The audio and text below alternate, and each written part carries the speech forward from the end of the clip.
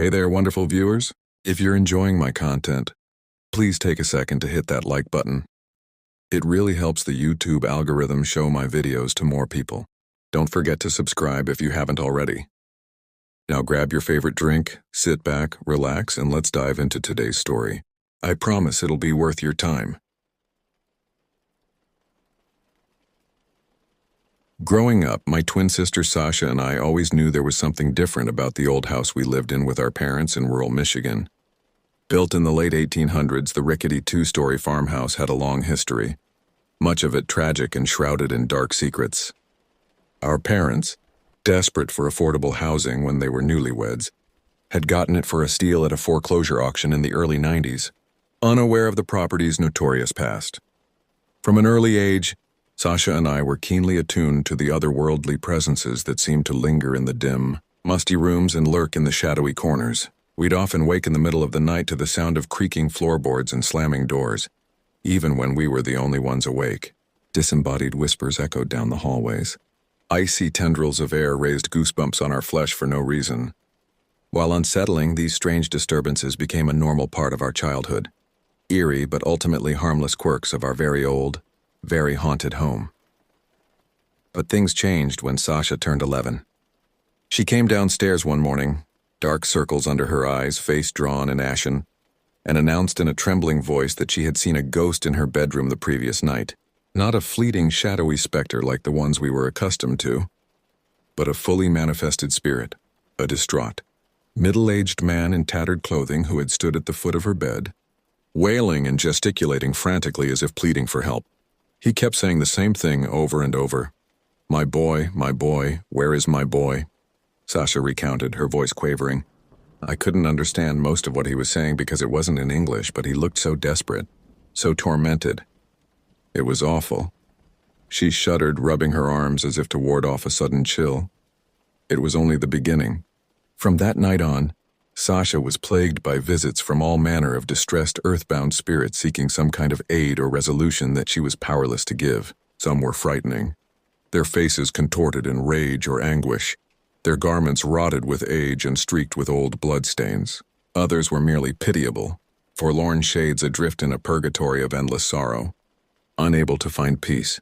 Whenever the ghostly visitations became too intense, our parents would burn sage and perform cleansing rituals handed down from the native Ojibwe people who had once inhabited the land our house was built on. The ritual seemed to help for a while, forcing the spirits into a temporary quiescence, but sooner or later they always came back, drawn to Sasha like moths to a flame. It was as if they sensed something in her, some deep well of compassion and sensitivity, and were desperate to make a connection with the living world they had left behind. Still, despite the undeniable reality of what was happening to her, Sasha never let fear rule her life. With admirable bravery and resilience, she came to accept her role as an unwitting bridge between the realms of the living and the dead. Her gentle heart ached for the lost souls that sought her out, and she did her best to provide them solace, even if she couldn't truly help them resolve their unfinished business.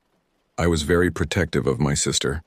Her nighttime ordeals left her fatigued and nervy, and I took to sleeping on the floor of her bedroom some nights, a silent guardian against the whims of capricious spirits. But while I could offer comfort and companionship, I knew I was ultimately powerless to shield her from the inexplicable burden that fate had seen fit to place on her slender shoulders. All I could do was remain at her side, a steadfast ally on her journey into the haunted unknown. Our otherworldly companions followed us into adolescence and beyond, a constant reminder that our house was a thin place, where the veil between worlds frayed and sometimes fell away completely. Apparitions wandering the upstairs hallway, phantom footsteps trailing up the attic stairs, the tinkling of ghostly music boxes from empty rooms. These uncanny occurrences wove themselves into the fabric of our lives, bizarre but no longer especially remarkable to us. We learned to live with the various shades and specters, to acknowledge their presence without letting ourselves be overwhelmed by the strangeness of it all. They were an integral part of the only home we had ever known, as much a fixture of our family history as the antique furniture and faded photographs passed down through generations. But nothing could have prepared us for the full extent of the nightmarish evil that had lain dormant in the old house for untold decades. An ancient malevolence patiently biding its time until the perfect vessel came along. A darkness that would soon reveal itself to Sasha in the most horrific way imaginable, and change our lives forever. I'll never forget that cold, moonless night in late January when the crawling man first appeared. I was 17 at the time. My sister and I mere months away from graduating high school and venturing out into the world as legal adults. Little did we know that the terrifying events to come would make our imminent adulthood seem like the least of our worries. It started out as an evening like any other. Our parents were away for the weekend, trusting us to look after ourselves in the house for a couple of days. After dinner, Sasha and I settled into our usual nighttime routines. She curled up in bed with a book while I stayed up late at my desk, working on some drawings for my art class. Our dog Molly, a gentle blue-nosed pit bull, snoozed at my feet, her soft snores a comforting backdrop to the scratch of pencil on paper. Around midnight I glanced at the clock and stretched, yawning hugely. I still had a few more sketches to finish, but my eyes were starting to droop. I was just about to get up and brew a cup of coffee to power through the rest of my homework, when my phone chimed with an incoming text. It was from Sasha. Frowning, I tapped the notification and read her message. "Devin, please come here now, there's something in my room." A tendril of unease wormed through my gut. Sasha's room had always been a hotspot for paranormal activity, but it had been months since she'd had a really bad encounter. We'd started to hope that maybe the ghosts were finally losing interest in her. I texted back, "On my way." Trying to shake off my sense of foreboding, I hurried down the hall to my sister's bedroom, Molly padding along at my heels. The door was closed, which was strange. Sasha usually kept it open a crack when she was reading. I eased it open and peered into the dimness. "Sash, you okay?" A choked sob answered me. Heart pounding, I fumbled for the light switch and flipped it on. Sasha was sitting up in bed, knees drawn to her chest, arms wrapped tightly around herself. Her face was ghost white, her eyes huge and haunted in their sockets. She was shaking uncontrollably like she was in shock. "Sasha!" I crossed to the bed in 2 strides and sat down beside her, pulling her into my arms. She collapsed against me, burying her face in my shoulder. Molly whined and pawed at the bed, distressed by Sasha's obvious terror. "What happened?" "What did you see?" It took a few moments for my sister to compose herself enough to speak. Her breath came in shallow, panicky gasps, and I could feel her heart slamming against her ribcage. "There was a man," she managed finally, her voice muffled by my shirt. A man, crawling on the floor. An icy chill crept up my spine. We'd seen a lot of strange and unsettling things in this house, but never anything like that. "What do you mean, crawling? Like on his hands and knees?" Sasha shook her head jerkily. "No, more like a crab. Or a spider." A violent shudder racked her slender frame. It came skittering down the hallway, moving so fast, so unnaturally. It crawled right up to my doorway and just crouched there, staring at me. I held her tighter, my mind reeling as I tried to visualize the horrifying thing she was describing. A human body contorted into an arachnid crawl, scrabbling across the floor with preternatural speed and agility. The thought alone was enough to make my skin crawl. "Did you see its face?" I asked, not really sure I wanted to know the answer. Another shudder. Not really. It was dark and it moved so quickly. But I got the impression of a man with something very wrong with him. Her voice dropped to a haunted whisper. Something twisted, something evil. A leaden dread settled in the pit of my stomach. In all our years of living with restless spirits, we had never encountered anything that felt truly malevolent. Unsettling, yes, sorrowful often, but nothing that radiated the kind of sinister intent Sasha was describing. Did it try to come into your room?" I asked, still struggling to wrap my mind around the enormity of what she'd just experienced. Sasha swallowed hard, shaking her head. "No, it just crouched there in the doorway, watching me. For how long, I don't know. It felt like an eternity, but it could have only been a few seconds. And then," she trailed off, her breath hitching. "And then what?" I pressed gently, steeling myself for her response. And then it looked right at me, directly into my eyes, and it smiled. Sasha's voice cracked on the last word, and a single tear slid down her ashen cheek. I shivered. The thought of that grotesque thing grinning at my sister from the shadows filled me with a deeper revulsion than anything I had ever known. What happened next? I asked, fighting to keep my voice steady. It scuttled away, back down the hall the same way it came. I heard it crawling, skittering over the floorboards until the sound just faded away. Sasha drew in a shaky breath, visibly struggling to compose herself. And then I texted you. For a long moment, we just sat there clinging to each other, trying to process the sheer alien wrongness of what Sasha had seen. Molly whimpered softly and laid her big square head on the bed, her soulful eyes radiating concern. The familiar weight and warmth of her presence was a small comfort in the face of such unthinkable horror. Finally, I gave my sister a gentle squeeze and eased myself off the bed. I'm going to do a quick sweep of the house, make sure all the doors and windows are locked. Will you be okay here for a minute? Sasha nodded, looking slightly less shell-shocked now. I think so. Molly will stay with me, won't you, girl? Our loyal pup thumped her tail in agreement, and Sasha managed a weak but grateful smile. After triple-checking every lock in the house, I returned to my sister's room with a steaming mug of chamomile tea, hoping it would soothe her rattled nerves. She accepted it with shaking hands, sipping carefully at the hot, fragrant brew. Over the rim of the mug, her eyes met mine, swirling with a mixture of fear, confusion, and grim resignation. Devin, what are we going to do? She asked softly. This thing, it's not like the others. It feels dangerous. Her question hung heavy in the air between us. I wanted so badly to reassure her, to tell her that we would figure this out like we always did, that there was nothing to be truly afraid of. But the words stuck in my throat. Because deep down in a place beyond reason or logic, I knew she was right. The crawling man was something different, something darker and more insidious than anything we'd ever faced before, and that terrified me right down to my core. That first encounter with the crawling man was only the beginning. As the days crept by and turned into weeks, Sasha fell into a state of constant gnawing dread, jumping at every unexpected sound, whipping her head around at the slightest flicker of movement in her peripheral vision. She knew with a bone-deep certainty that the horribly twisted thing would be back. It was just a matter of time. Our parents started to notice the toll the stress was taking on my sister. The shadows under her eyes grew deeper and more pronounced with each passing day, and she picked at her meals like a bird, her appetite eroded by anxiety. When they asked what was troubling her, she mumbled something about school and graduation pressure, knowing full well they wouldn't believe the awful truth.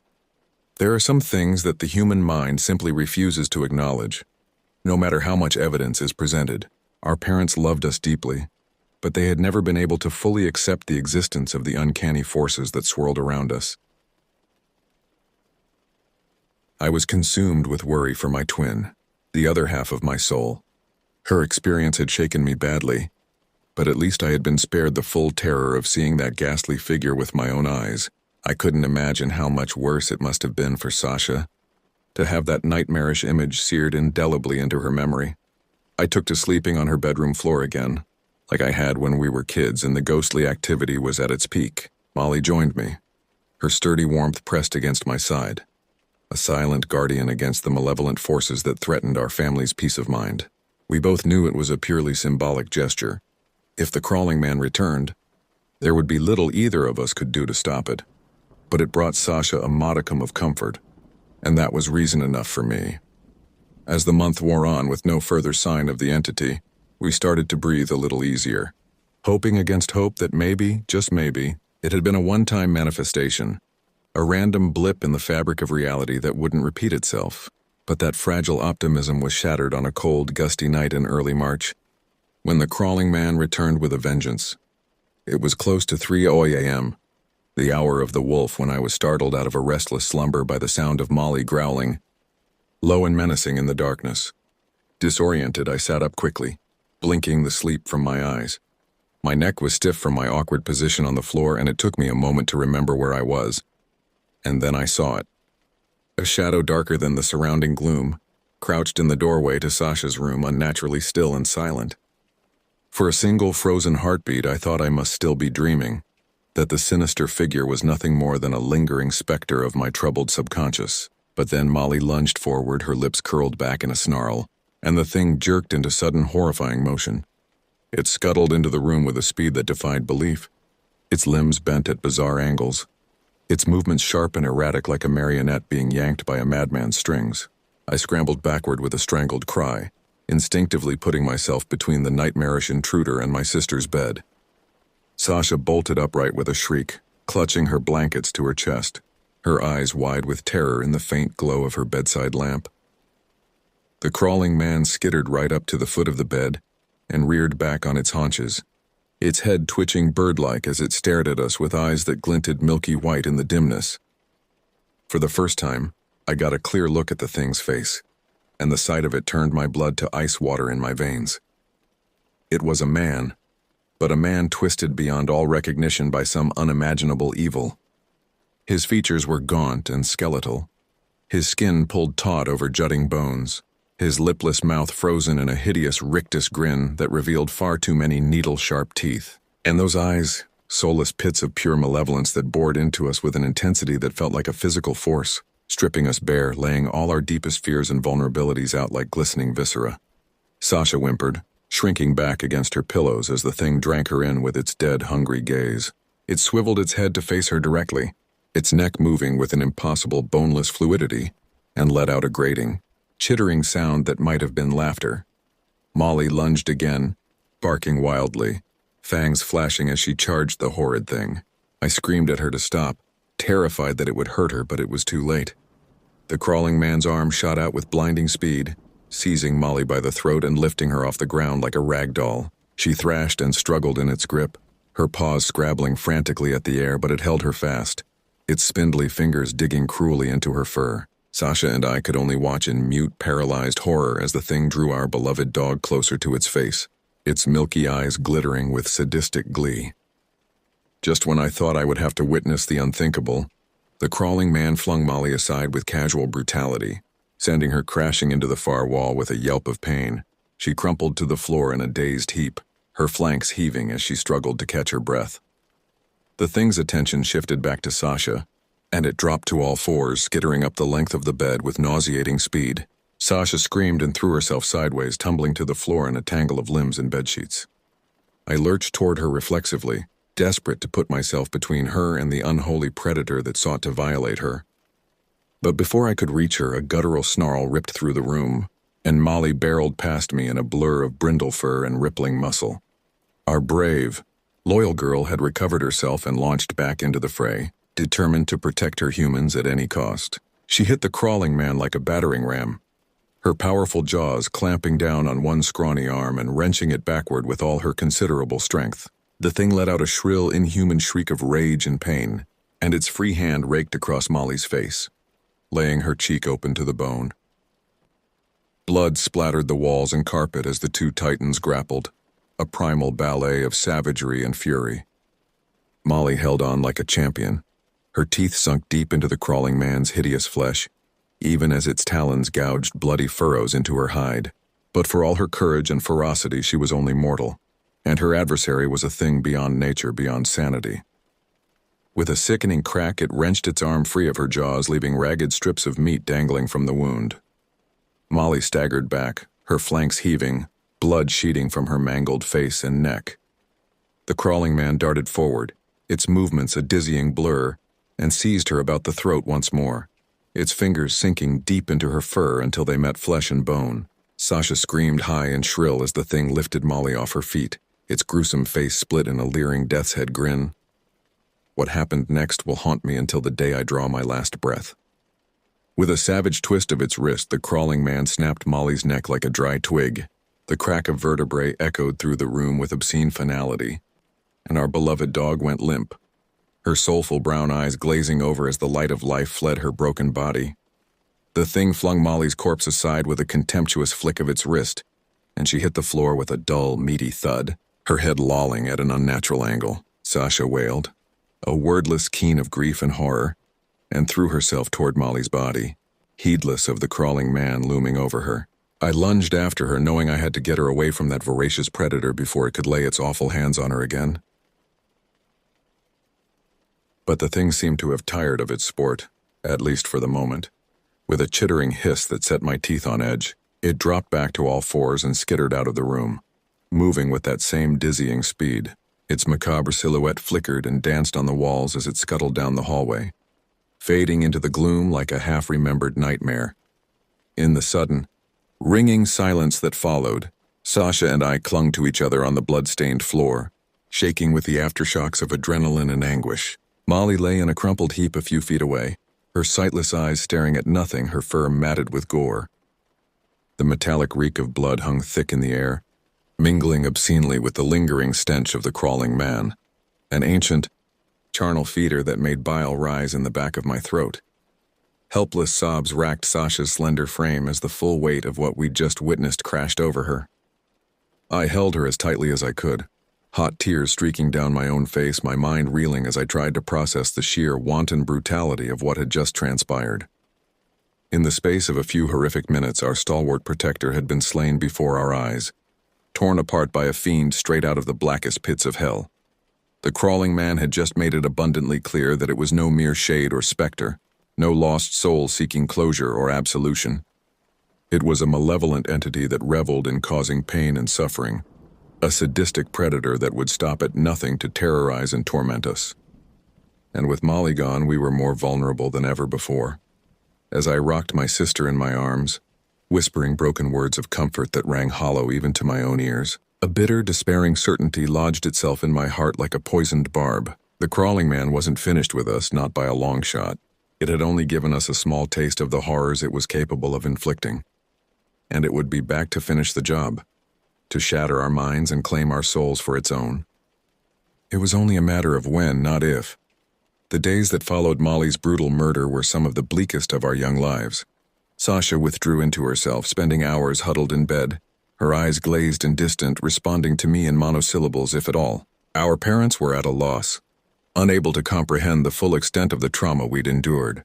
How could we even begin to explain the mind-rending evil we'd witnessed, the malign, otherworldly forces that had torn our family asunder? We told them Molly had gotten out somehow, that we'd found her savaged body in the woods behind our property the next morning. It was a thin, feeble lie, but the alternative, the awful, unspeakable truth, was more than they could bear. They arranged a small, somber funeral for our loyal companion, and we buried her in a sunny spot beneath the old oak tree she'd loved to nap under. Sasha and I clung to each other like shipwreck survivors adrift in a sea of grief and terror, the sole witnesses to an atrocity that defied all reason and sanity. We barely slept, barely ate, jumping at every creaking floorboard and rattling shutter, our nerves frayed to the breaking point by the constant, gnawing dread of the crawling man's return.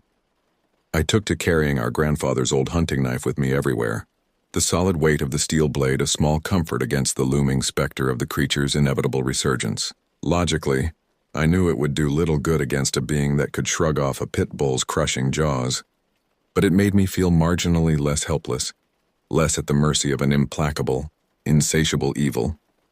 Sasha refused to set foot in her bedroom, unable to bear the sight of Molly's blood soaked into the floorboards, the lingering reek of the crawling man's fetid presence.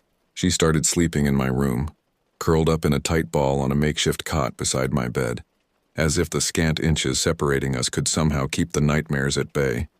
But even the small solace of being near each other was tainted by the insidious dread that crept into every corner of our lives, a malignant miasma that left us feeling sullied and vulnerable, our every waking moment poisoned by the certainty of further horrors to come. We moved through our days in a haze of exhausted paranoia, our conversations stilted and perfunctory, our laughter, once so free and easy, now forced and brittle. And through it all, the sense of being watched, being stalked, being marked for some unspeakable violation, only grew stronger and more oppressive with each passing day. Every lengthening shadow and creaking floorboard became a fresh source of dread, a reminder of the crawling man's malign presence and the gruesome fate it had in store for us. The full extent of that fate became hideously apparent on a moonless, starless night about a week after Molly's death. Sasha and I were huddled together on the narrow cot, clinging to each other like frightened children, when a soft grating sound reached our ears. It was a sound I'd heard before, in the darkest depths of my most suffocating nightmares. The spidery skitter of malformed limbs on aged wood, the dry, chitinous rasp of something ancient and obscene dragging itself through the gloom.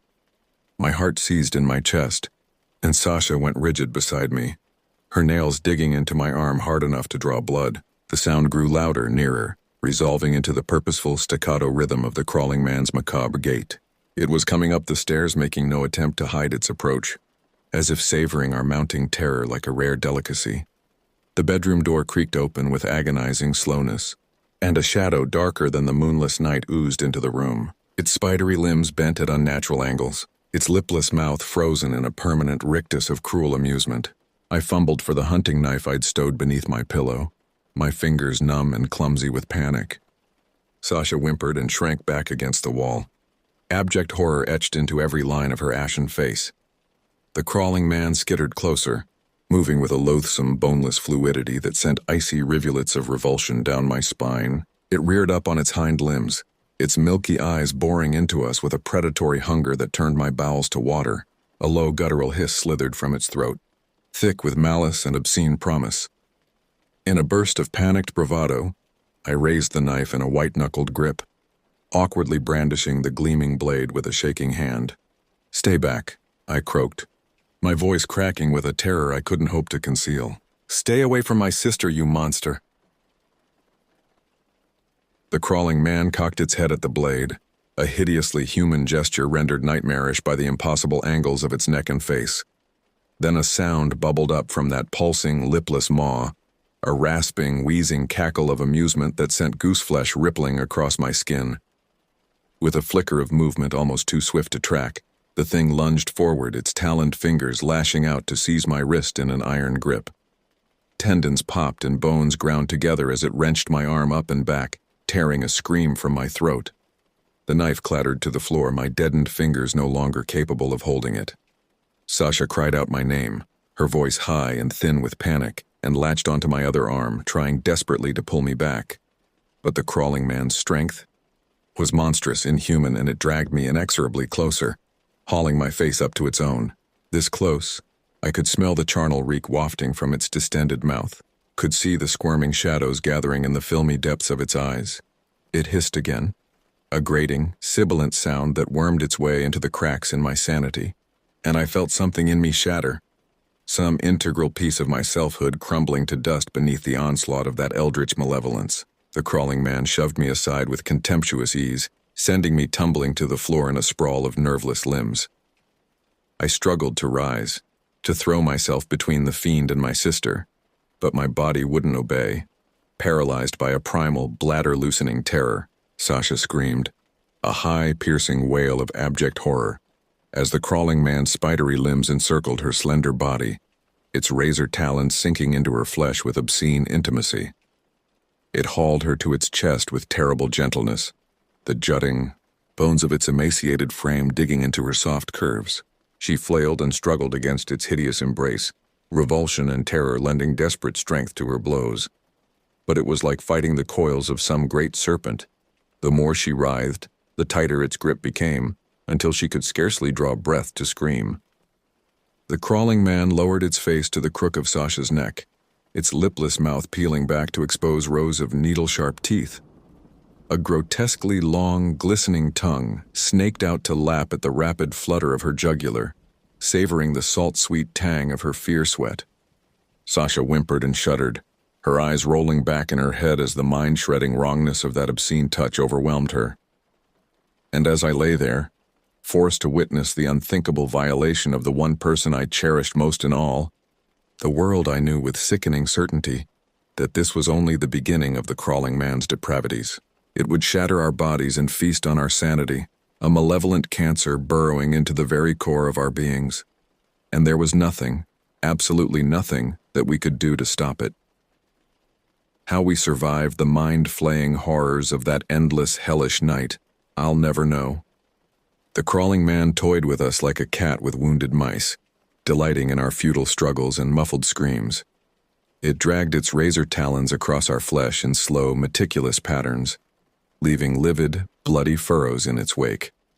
It lapped, the tears and sweat from our contorted faces with its obscenely long tongue, panting with an ecstasy that was almost sexual in its intensity. And it did other things, foul, blasphemous things, that I can't bear to put into words. Things that will haunt our dreams and poison our waking moments until they lay us in our graves.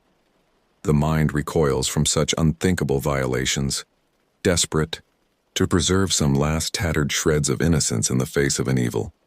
beyond all human comprehension.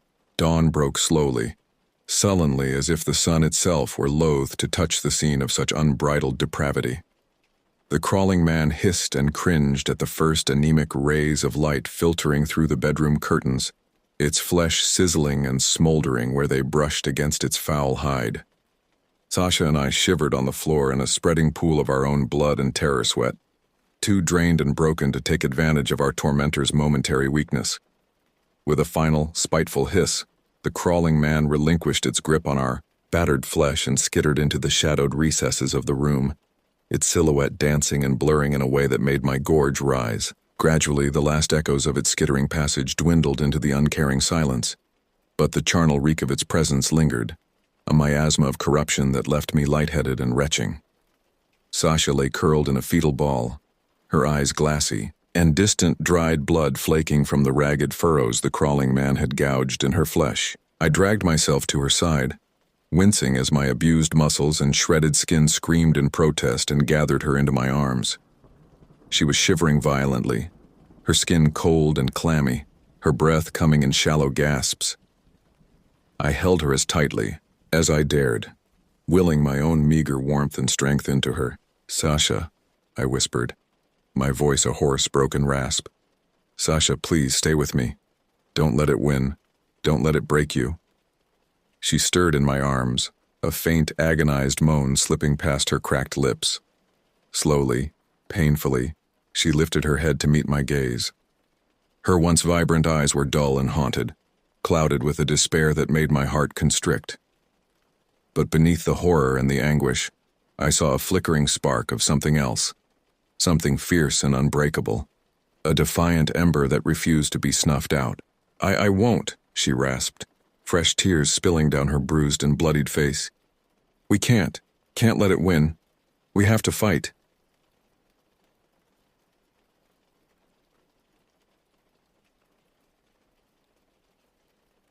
I'm a 19-year-old college student named Ethan, who took a summer job as a camp counselor at the Whispering Pines Nature Preserve in rural West Virginia. As an environmental science major, the opportunity to teach kids about nature and the outdoors was perfect. But I had no idea the terror that awaited me in those dark woods. The preserve spans 163 acres of dense forest and winding trails. A narrow creek snakes through the property, feeding into an expansive marsh that covers a third of the total area.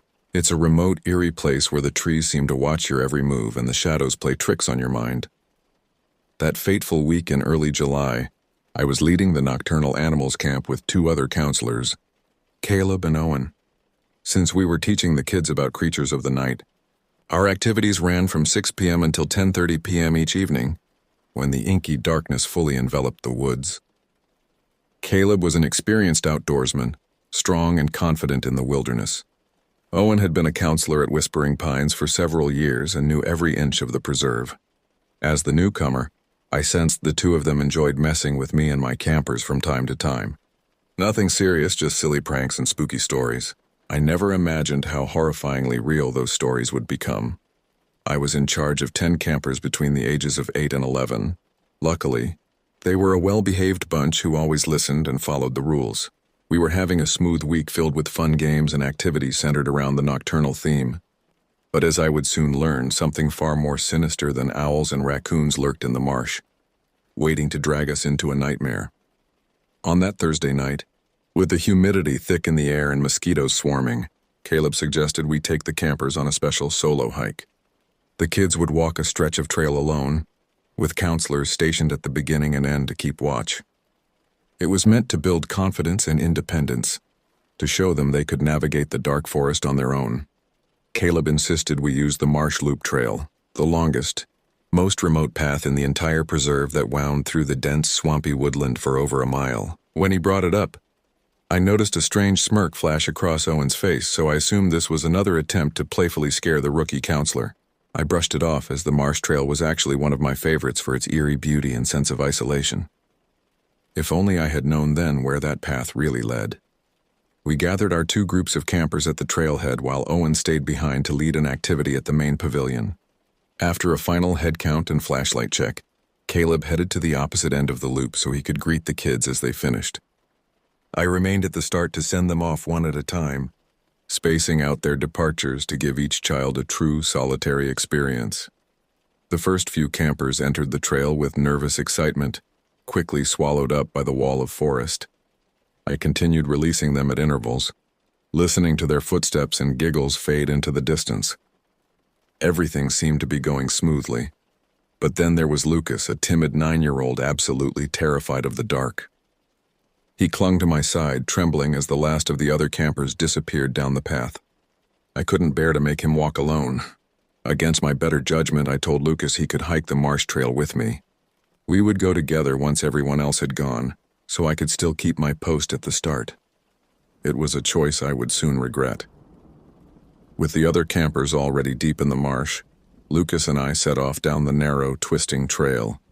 The beams of our flashlight seemed feeble against the pressing darkness, barely illuminating the path more than a few steps ahead. Frustrated, I turned off my flickering light and instructed Lucas to do the same, hoping our eyes would adjust more easily to the moonlit gloom.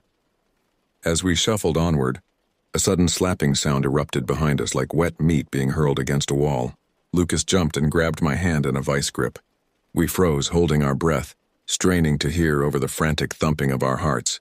But the forest had gone eerily silent, even the ever-present drone of crickets and frogs vanishing in an instant. "It's okay, buddy. Probably just some beavers playing in the creek," I reassured him, trying to keep my voice steady. "They like to splash around at night. It's nothing to worry about." But worry gnawed at the edges of my mind even as we resumed our careful progress. The slapping started again, this time from somewhere ahead of us in the marsh. Rhythmic yet erratic, organic but unnatural. I told myself it was the counselors pranking me, that Owen must be out there and waiters smacking the muck to give us a scare. "All right, Owen, very funny," I called out, trying to sound more annoyed than unnerved. "You're freaking Lucas out, so knock it off." "This isn't cool." Silence was my only reply. Silence so deep and thick it felt like being smothered in heavy wool. Not even a rustle of leaves or hum of insects. Pure nothingness. A knot of dread twisted in my gut. I knew then something was very wrong. Scanning the marsh, I desperately searched for any signs of Owen or an explanation for the hideous slaps still ringing out around us. But I saw only darkness and the wavering shadows of skeletal trees. Lucas whimpered and clung tighter. My confidence eroded with each passing second. Up ahead on the trail, a clump of cattails swayed and thrashed as if alive. I fumbled with my flashlight, finally clicking it on and aiming the quavering beam at the reeds. What I saw drained the breath from my lungs and numbed my limbs with primal terror. 2 crimson orbs glowed in the marsh, pulsing with feral hunger. A hulking silhouette rose from the mire, its gnarled antlers dripping with gore and putrid vegetation. Time felt suspended as the creature and I locked eyes, predator and prey frozen in a horrific tableau. Then Lucas screamed, and the spell was broken. I snatched him up without thought and ran, his shriek still reverberating through the night. The slaps morphed into splashes as something huge gave chase, trampling through the shallow water in ground-eating strides. I didn't dare look back until we broke from the marsh onto a welcome stretch of dry trail. In that fleeting backward glance, I witnessed a sight that will haunt me until my dying day. The thing had emerged from the bog on all fours, its body a twisted mass of rotting flesh clinging to an exposed skeleton. A deer's skull where its head should be, replete with jagged fangs and those awful burning eyes. Lucas wailed in my arms, the sobs of a child confronted by the purest embodiment of fear and evil. I held him close as I ran harder than ever before, lungs and legs pumping, the creature's fetid breath gusting against my neck. Ahead, through a break in the trees, firelight flickered. The other campers gathered around the end of the trail, unaware of the horror bearing down upon them. "Run!" I screamed at them, my words ragged. "Get out of here now!" But as I stumbled into the circle and spun to face the monster, I saw nothing. The woods behind me stood quiet and still. No antlers, no blood-red eyes, no crashing pursuit, just the fading echoes of my own heavy breathing. The campers stared at me in mute shock, Lucas still blubbering into my chest. Caleb pushed his way into the circle, bewilderment and concern etched on his features. "What happened?" he demanded, taking me by the arm and pulling me aside. With a shaking voice, I recounted our terrifying encounter in halting pieces. my eyes darting to the tree line in fear of the creature's return. But Caleb's face remained inscrutable, his lips pursed in a thin line. When I finished, he studied me for a long moment before turning to address the campers. "All right, everyone. I think we've had enough excitement for tonight," he announced, his tone artificially light. "Let's put out this fire and head back to the pavilion. Your parents will be arriving soon to pick you up." As the kids set about dousing the flames with practiced motions, Caleb leaned in close to me, his voice low and urgent. "Listen, Ethan. I need you to pull it together, okay? We can't have you falling apart in front of the campers. Just focus on getting everyone back safely. We'll figure the rest out later." I could only nod mutely, my mind still reeling. Caleb squeezed my shoulder before moving off to help herd the children towards the pavilion. Lucas remained glued to my side, his small hand clutched in mine like a lifeline. I felt an overwhelming urge to comfort him, to promise the danger had passed, but the words rang hollow even in my own head. The hike back seemed to take hours, every rustle of leaves and snapping twig making my heart hammer against my ribs. By the time we emerged into the welcome light of the pavilion, my shirt was soaked with sweat despite the night chill. Owen hurried over as we approached, clearly confused by our early return. He took one look at my ashen face and Lucas's tear-streaked cheeks and pulled Caleb aside, whispering harshly. I caught only fragments of their exchange. "Told you not to," Owen hissed. "Couldn't have known," Caleb shot back. "Happens. Again, our job," Caleb silenced him with a sharp gesture as I drew near, then turned to face me with an expression of forced calm. "Why don't you take Lucas inside and get him settled?" he suggested. "Owen and I will call the other parents to come get their kids. It's been a long night." Too drained to argue, I shuffled into the main building, leading Lucas to a worn couch in the corner. He curled up against my side, exhaustion quickly claiming him. But no rest would find me that night. I sat rigid and watchful, my mind spinning with questions and terrible visions of grasping skeletal hands. It felt like mere minutes before the concerned families arrived, Caleb and Owen handling the explanations with vague references to my sudden illness and assurances that all was well. I mechanically helped Lucas gather his things, then watched as his mother led him to their waiting car, shooting me a final puzzled glance over her shoulder. And then, as the last tail lights disappeared down the gravel drive, I found myself enveloped by a sudden, suffocating quiet. Turning, I saw Owen and Caleb standing a short distance away, their faces grim. They approached slowly, as if worried I might bolt. I felt like a trapped animal. "Ethan," Caleb began, his tone conciliatory, "about what happened out there." "You saw it too," I blurted out, the words tumbling over each other. "The creature in the marsh, with the antlers and the eyes. It chased us. It was going to... I couldn't finish, my throat closing around the awful possibilities. Caleb and Owen exchanged a heavy glance. "We need to talk," Owen said quietly. "Inside." The pavilion's interior seemed far too bright and ordinary for the conversation I knew was coming. Owen indicated for me to take a seat at one of the long dining tables while he and Caleb remained standing, their stances tense. "First off," Caleb began, "I need you to understand that what I'm about to tell you stays between us. This isn't something we share with the campers or their families ever, got it?" I nodded, my mouth dry. Caleb sighed and ran a hand through his close-cropped hair. "That thing you saw tonight, it's not the first time it's been spotted around here.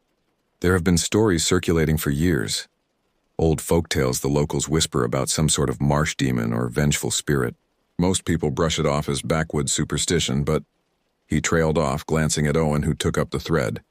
"But every so often, someone sees it for themselves. A hiker or hunter, even a counselor a few summers back. They all tell the same story. A rotting monster with antlers that comes charging out of the swamp. Some folks think it's guarding something out there. Or maybe hunting." A shudder rippled through me at the memory of those crimson eyes boring into mine, the sensation of being stalked like helpless prey. Has it ever hurt anyone?" I asked, my voice barely above a whisper. "Not as far as we know," Caleb replied. "It seems content to scare people off like a warning. Those who see it directly tend to clear out of the area pretty quick and never come back." I felt a flicker of anger amidst my fear. "If you knew this thing was out there, why did you let the solo hikes happen?" Why didn't you warn me? Owen at least had the decency to look chagrined. Honestly, we thought the stories were exaggerated, more of a spooky campfire yarn than a real threat, and the creature sightings are so rare it didn't seem like a big deal until tonight, Caleb finished, but now we have to deal with the fallout. Which means keeping this quiet and making sure word doesn't spread. The implications hung heavy in the air between us. They expected me to help cover this up, to bury my trauma and carry on like nothing happened. I thought of Lucas, how his tearful face would haunt my nightmares. The weight of that burden already felt suffocating. I can't just pretend this didn't happen, I said, my voice cracking. That thing is dangerous. It can't be allowed to hunt out there, not with kids around. We have to do something. Do what exactly? Caleb asked, a harsh edge creeping into his tone. Call in a posse to hunt down a creature that by all logic shouldn't even exist. How well do you think that will go over? Ethan, I get it, Owen said, laying a hand on my shoulder. What you went through was terrifying and messed up. But think about the bigger picture here. If this gets out, the preserve could be shut down. The camp too. Is that what you want? I wanted to scream that I didn't care, that no summer job was worth putting innocent lives at risk. But in that moment, faced with their united front, my resolve crumbled. I was just a scared kid in over my head grasping for solid ground. Okay, I heard myself mutter. I won't say anything. But I can't stay here. I have to leave tonight. Caleb nodded slowly, his expression a mix of relief and something harder to read. Pity, perhaps, or guilt. I think that's for the best, he said. Take a few days to collect yourself. If anyone asks, we'll say you had a family emergency and had to cut your contract short. The matter settled, at least in their minds, Caleb and Owen set about closing up the pavilion for the night. I remained seated, staring blankly at the scarred tabletop, my mind a jangle of fear and confusion and bleak despair. When Owen touched my arm some minutes later, I nearly leapt out of my skin. Come on, I'll drive you back to the dorms, he offered. You shouldn't be alone right now. I followed him without protest, a numb hollowness spreading through my chest. As we passed into the staff parking lot, gravel crunching underfoot, I hesitated, turned back for a final look at the darkened preserve, its trees standing sentinel beneath an uncaring sky. Something moved along the forest's edge, a flicker of shadow and moonlight and antler. I blinked and it was gone, leaving me to wonder if it was ever truly there at all. A shaky exhale escaped my lips, fogging in the cool night air. Then I climbed into the passenger seat of Owen's waiting truck and closed the door, sealing away the horror and the marsh and the red-eyed nightmare, determined to leave them far, far behind. But deep down, I knew I would never truly escape the Whispering Pines, that the memory of what lurked in those woods would follow me, asleep and awake for all the rest of my days. A terror made only worse by knowing it remained out there still, patient and hungry and poised to hunt again. It's been 1 year since that night at Whispering Pines. 1 year of jumping at shadows and waking sweat-drenched from crimson-tinged dreams. 1 year of lying to family, to friends, to myself that all was well. That I'd simply had my fill of the camp counselor life and decided to move on. No one questioned it, least of all my parents. They'd always considered my fondness for the outdoors a phase, something to be moved past. I threw myself into my studies with a single-minded fervor, determined to lose myself in the safe, quantifiable world of environmental data and research. But no amount of facts and figures could fully erase the memories that haunted me. In the strained silences of my dorm room late at night, I couldn't help but wonder about the other counselors, about the preserve. Had anyone else encountered the creature? Had there been more attacks? The not knowing gnawed at me. Despite my best efforts to leave it buried, I found myself drawn to any scrap of information about Whispering Pines. Online searches turned up precious little. A bare-bones website with camp schedules and smiling staff photos. Bland local news articles about community events held on the grounds. No mention of monsters or missing hikers. Radio silence from Owen and Caleb. Not that I expected anything more. Our final conversation had held the unspoken agreement to never speak of that night again. But secrets have a way of festering, of bubbling up from the dark places we try to hide them. And so, as the anniversary of my flight from the preserve approached, I came to a grim decision. I had to go back, had to see for myself if the horror still lurked in the marsh. Maybe then I could find some measure of closure, or at least the power to move forward. I told myself I'd simply drive by, take a quick look around the edges of the property. I didn't need to set foot on those cursed trails again. The trip up from the university was a blur of white-knuckled hands on the steering wheel and a tight, fluttering tension in my gut. The closer I drew to Whispering Pines, the more my body rebelled, heart hammering and lungs seizing as if my very cells remembered the terror and screamed at me to turn back. But I pressed on, watching the quaint mountain towns and misty valleys roll by with grim determination. I reached the long gravel drive by mid-afternoon, a time of day that should have felt safe and mundane. But as I turned onto the rutted track, tires crunching and kicking up dust, a chill settled over me despite the warm June sun. The thick forest crowding the road seemed to swallow the light and sound, leaving an unnatural hush interrupted only by the labored rumbling of my ancient engine. The parking lot was nearly deserted when I pulled in, just a few scattered staff vehicles glinting dully in the shade. The camp itself appeared eerily unchanged, as if the intervening year had been nothing more than a long, unsettling dream. The same weathered buildings, the same slightly shabby pavilion, the same sense of encroaching wilderness barely held at bay. I turned off the ignition and simply sat for a long moment, trying to compose myself, to remember how to breathe evenly. A sudden rap on my window startled a yelp from my throat. I jerked around to see Caleb peering in at me, his expression unreadable. He motioned for me to get out. I complied on shaky legs, my tongue cleaved to the roof of my mouth. "Ethan, wasn't expecting to see you back here." His tone was neutral, but his eyes flashed with something I couldn't quite parse. Annoyance? Apprehension? I know. I didn't plan to stay. I just needed to. I trailed off helplessly, unsure how to put my tangled motivations into words. Caleb sighed, scrubbing a hand over his stubbled jaw. He looked tired, I realized. Tired and worn in a way that went beyond a long day wrangling campers. "I get it, I do. But you shouldn't have come back, man. We had an agreement." I couldn't let it go, I admitted, hating the pleading note that crept into my voice.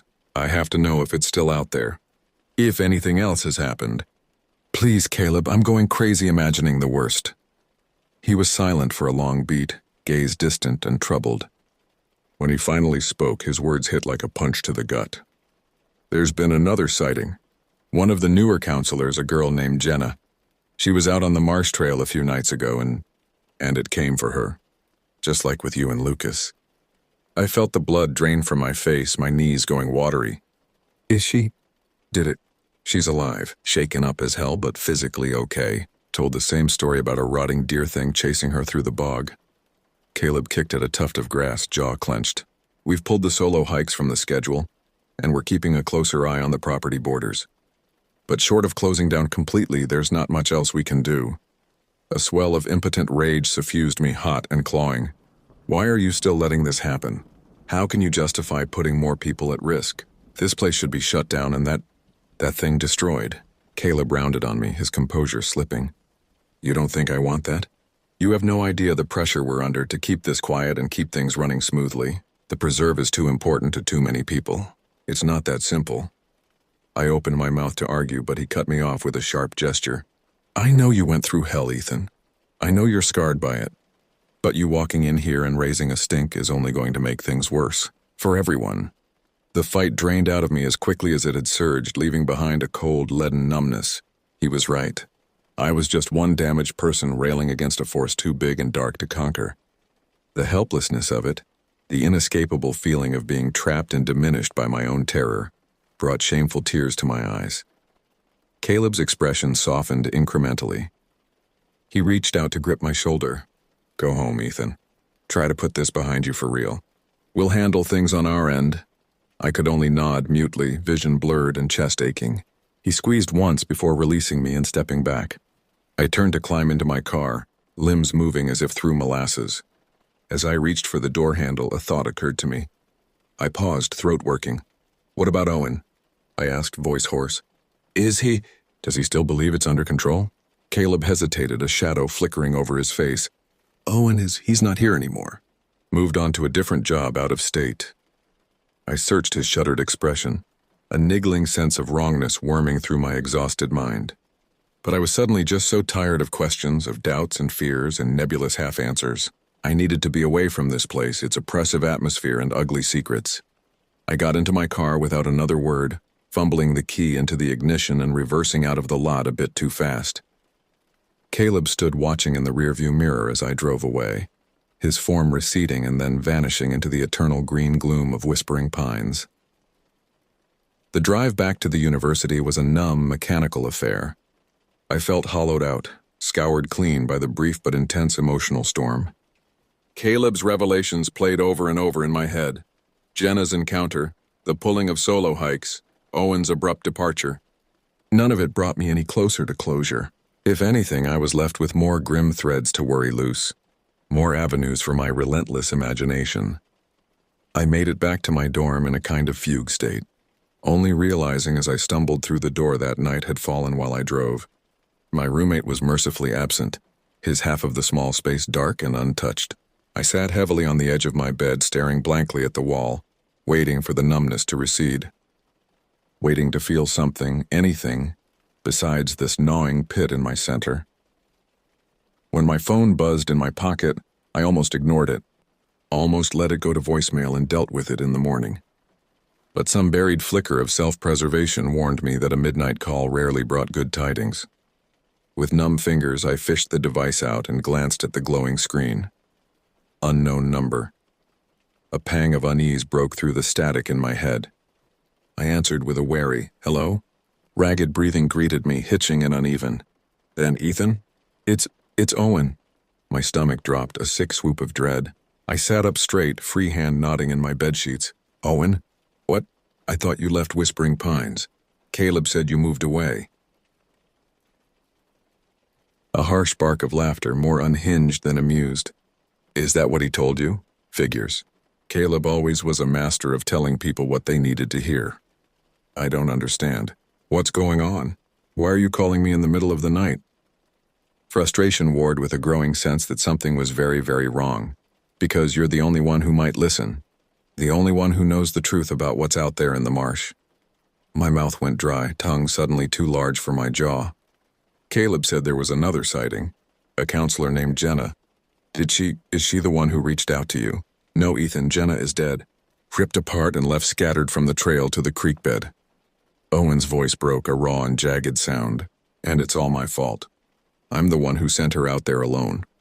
A high, thin ringing started up in my ears. I felt suddenly lightheaded, the edges of my vision sparkling. Dead? But Caleb said she just had a scare. That she was shaken up, but okay. "He lied to you, Ethan. Just like he's been lying to everyone. To the campers and the families and the authorities. All to keep his precious preserve running, no matter the cost."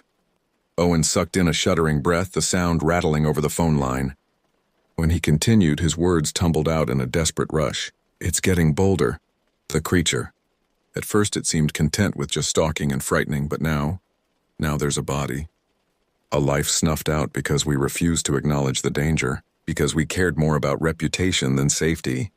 His voice took on a pleading edge, cracking under the strain. "I can't keep this buried anymore, Ethan. I won't be complicit in hiding Jenna's death, in acting like the thing that killed her isn't still out there, waiting for its next victim." "Jesus, Owen," I breathed, horror and disbelief swirling into a sickening whirlpool in my gut. "Have you gone to the police? The Park Service? And tell them what? That a rotting deer monster is attacking people in the woods?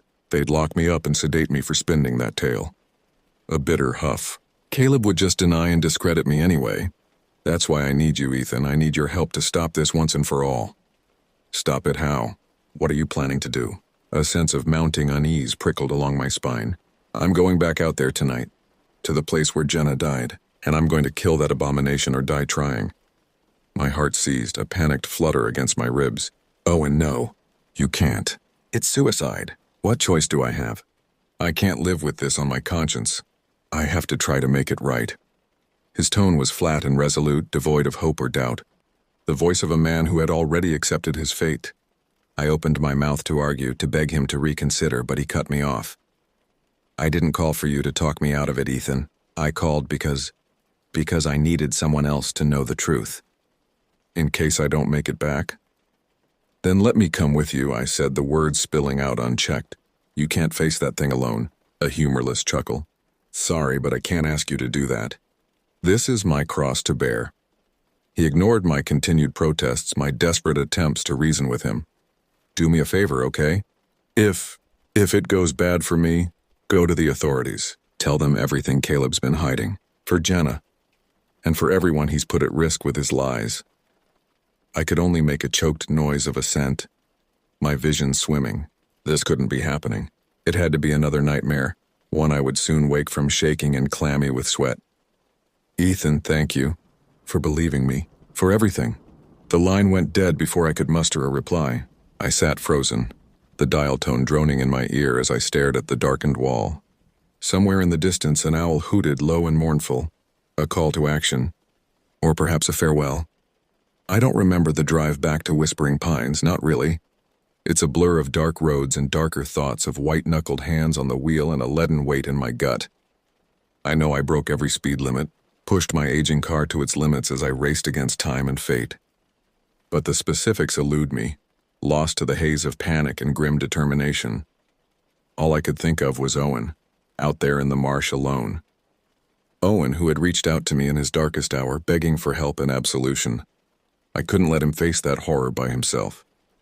Couldn't sit idle knowing he might be marching to his death. Even if it meant confronting my own deepest fears, I had to try. I made it to the preserve in record time, gravel spraying as I slid into the empty lot. The night pressed close, thick and oppressive, the moon's wan light struggling to pierce the dense canopy. I was out of the car in seconds, pausing only to grab the heavy mag light from my trunk. A paltry weapon against the creature, but it was all I had. The trail to the marsh seemed to mock me, a narrow ribbon of packed dirt winding into the black maw of the forest. My heart hammered against my ribs as I started down it at a jog, breath puffing in the chill air. Every rustle of leaves, every snap of a twig underfoot made me flinch and whirl, expecting to see those hellish red eyes looming out of the darkness. I don't know how long I ran, time slipping and stretching in the adrenaline haze. The trail curved and dipped, skirting the edge of the marsh, the fetid stench of stagnant water and decay thick in my nose. My lungs burned and my legs ached, but I pushed on, terrified of what I might find, or what might find me. The attack, when it came, was so sudden, so brutally shocking even though I had been braced for it. One moment I was pelting headlong down the path, the next I was tumbling, a searing line of pain raking across my back. I hit the ground hard, roll with the impact, scrabbling for purchase in the mud and rotting vegetation. Looming above me, backlit by the hazy moon, was the creature. It was every bit as nightmarish as I remembered. A twisted fusion of man and beast, of living flesh and necrotic decay. Its antlers dripped with blood and shredded skin. My skin, I realized with a nauseated lurch. Those feral crimson eyes blazed with a malevolent intelligence, pinning me with predatory hunger. I fumbled for the flashlight, fingers numb and clumsy. Managed to thumb it on and swing the beam up into the creature's face. It flinched back with an enraged shriek, momentarily dazzled. I took my chance, lurching to my feet and staggering into the underbrush, heedless of direction. Thorns and branches tore at my clothes, my face. The creature's howls dogged my steps, spurring me to a shambling run. My back was a white-hot sheet of agony, my lungs laboring for each ragged gasp. But I ran as I had never run before, a prey animal operating on nothing but blind instinct and the will to survive. Time lost all meaning in that headlong flight, narrowing down to the burn of my muscles and the thunder of my pulse in my ears. The flashlight beam danced crazily ahead of me, illuminating flashes of grasping trees and glistening mud. I had no idea where I was or how far I'd gone. The marsh had swallowed me whole, an endless morass of darkness and snarled vegetation. When I burst from the tree line onto the grassy verge of the creek, it was so unexpected I nearly pitched face first into the sluggish water. I pinwheeled my arms, caught myself at the last second, stood hunched and gasping, trying to orient myself in the watery moonlight. That's when I saw the body, a mangled sprawl half in, half out of the creek, limbs bent at unnatural angles. Bile surged up my throat as I recognized the tattered remains of a Whispering Pines staff shirt, the dark hair matted with mud and gore. Owen. I was too late. A wordless keen of grief and horror tore from my chest. I stumbled toward him, heedless of the creature, of anything but the need to reach him. To do something, anything, to make this less horrifically, viscerally real. I never made it. A shadow fell over me, rank and hulking. I spun, flashlight swinging up just as a massive fist crashed into the side of my head. The world exploded in a starburst of pain, then snuffed to utter blackness. I came to in a hospital bed, head pounding and back ablaze with stitched lacerations. Groggy and disoriented, I could only blink at the police officer looming over me. His face set in grim lines. Apparently, a hiker had found me unconscious by the creek, half drowned and bleeding, and called 911. Park rangers had responded and medevaxed me out. Owen's savaged body was recovered shortly after. The official story was a bear attack, a tragic random act of nature. But the officer's shrewd gaze told a different tale. Locals knew about the creature, knew and kept it secret out of fear and morbid reverence. I was an outsider, a liability. My survival threw a wrench in their tidy cover-up. I told them everything then. The words poured out of me in a cathartic flood. The creature, Caleb's lies, Owen's fatal mission. I knew I sounded crazy. Knew the officer would likely dismiss me as traumatized and confused. But I didn't care. I had to speak the truth to honor Owen's dying wish. In the end, they buried it.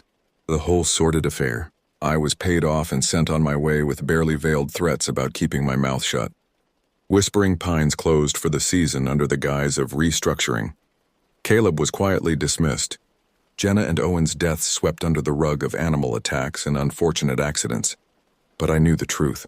Knew that the creature still lurked in the marsh, a malevolent presence waiting to kill again, and I knew that I could never fully escape the long shadow it cast over my life. That night would forever haunt me, a waking nightmare branded into my very soul. I left Whispering Pines behind, but it never really left me. Even now, miles and years distant, I sometimes catch a flash of crimson in the darkness, hear a rattling shriek on the night wind. And I remember the price of secrets kept and evil left to fester. A campfire tale spoken in hushed whispers. A warning to the unwary. Beware the Whispering Pines, beware the marsh, for there are older and fouler things than men in the deep places of the world, and once awakened, their hunger knows no bounds.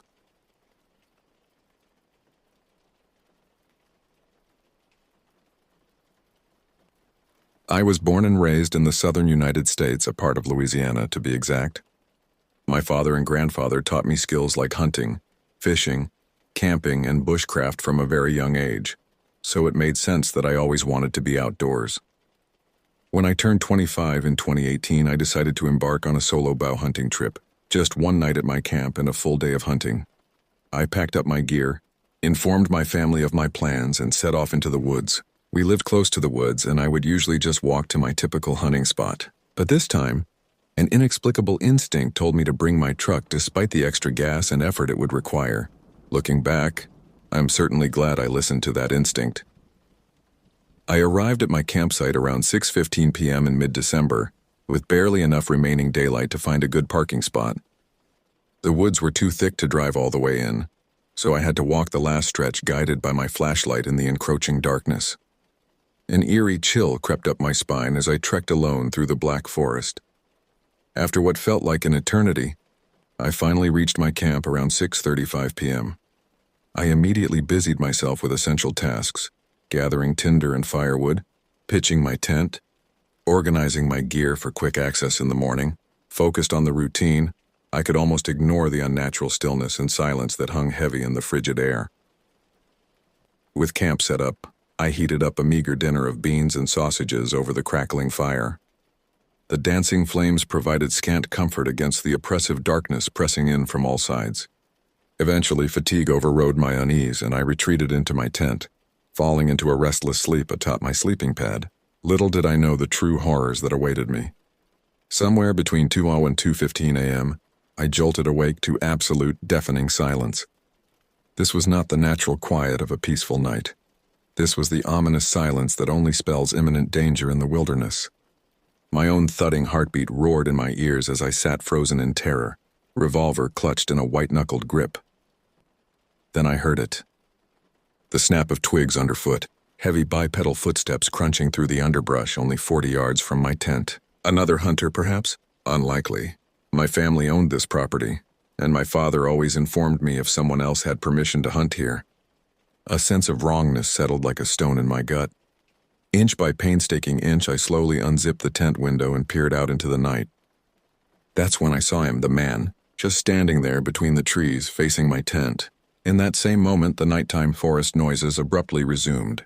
Crickets, owl hoots, the rustling of small creatures. I shook my head, trying to clear the sleep fog. Surely my half-asleep mind was playing tricks on me, conjuring phantom apparitions in the shifting shadows. I repeated this reassurance until I half believed it myself, then eventually drifted back into an uneasy slumber. If only I had known then how wrong I was. At precisely 5 a.m., the alarm on my phone shrilled, piercing through my hazy consciousness. Time to begin the 2-mile hike through darkened woods to reach my tree stand before first light. I hastily gathered my pre-packed gear, assuming it was all accounted for from the night before, and set off into the gloom. That lack of double-checking would soon prove a grave mistake. About a mile into my trek, I froze at the sound of movement off to my right, just beyond the edge of the narrow trail. I crouched down, every muscle tensed in anticipation, waiting for whatever lurked in the blackness to reveal itself. Seconds ticked by with agonizing slowness, and then out stepped a white-tailed buck into a shaft of pale moonlight. But something was off about the creature. It looked emaciated, mangy, its eyes clouded as if blind.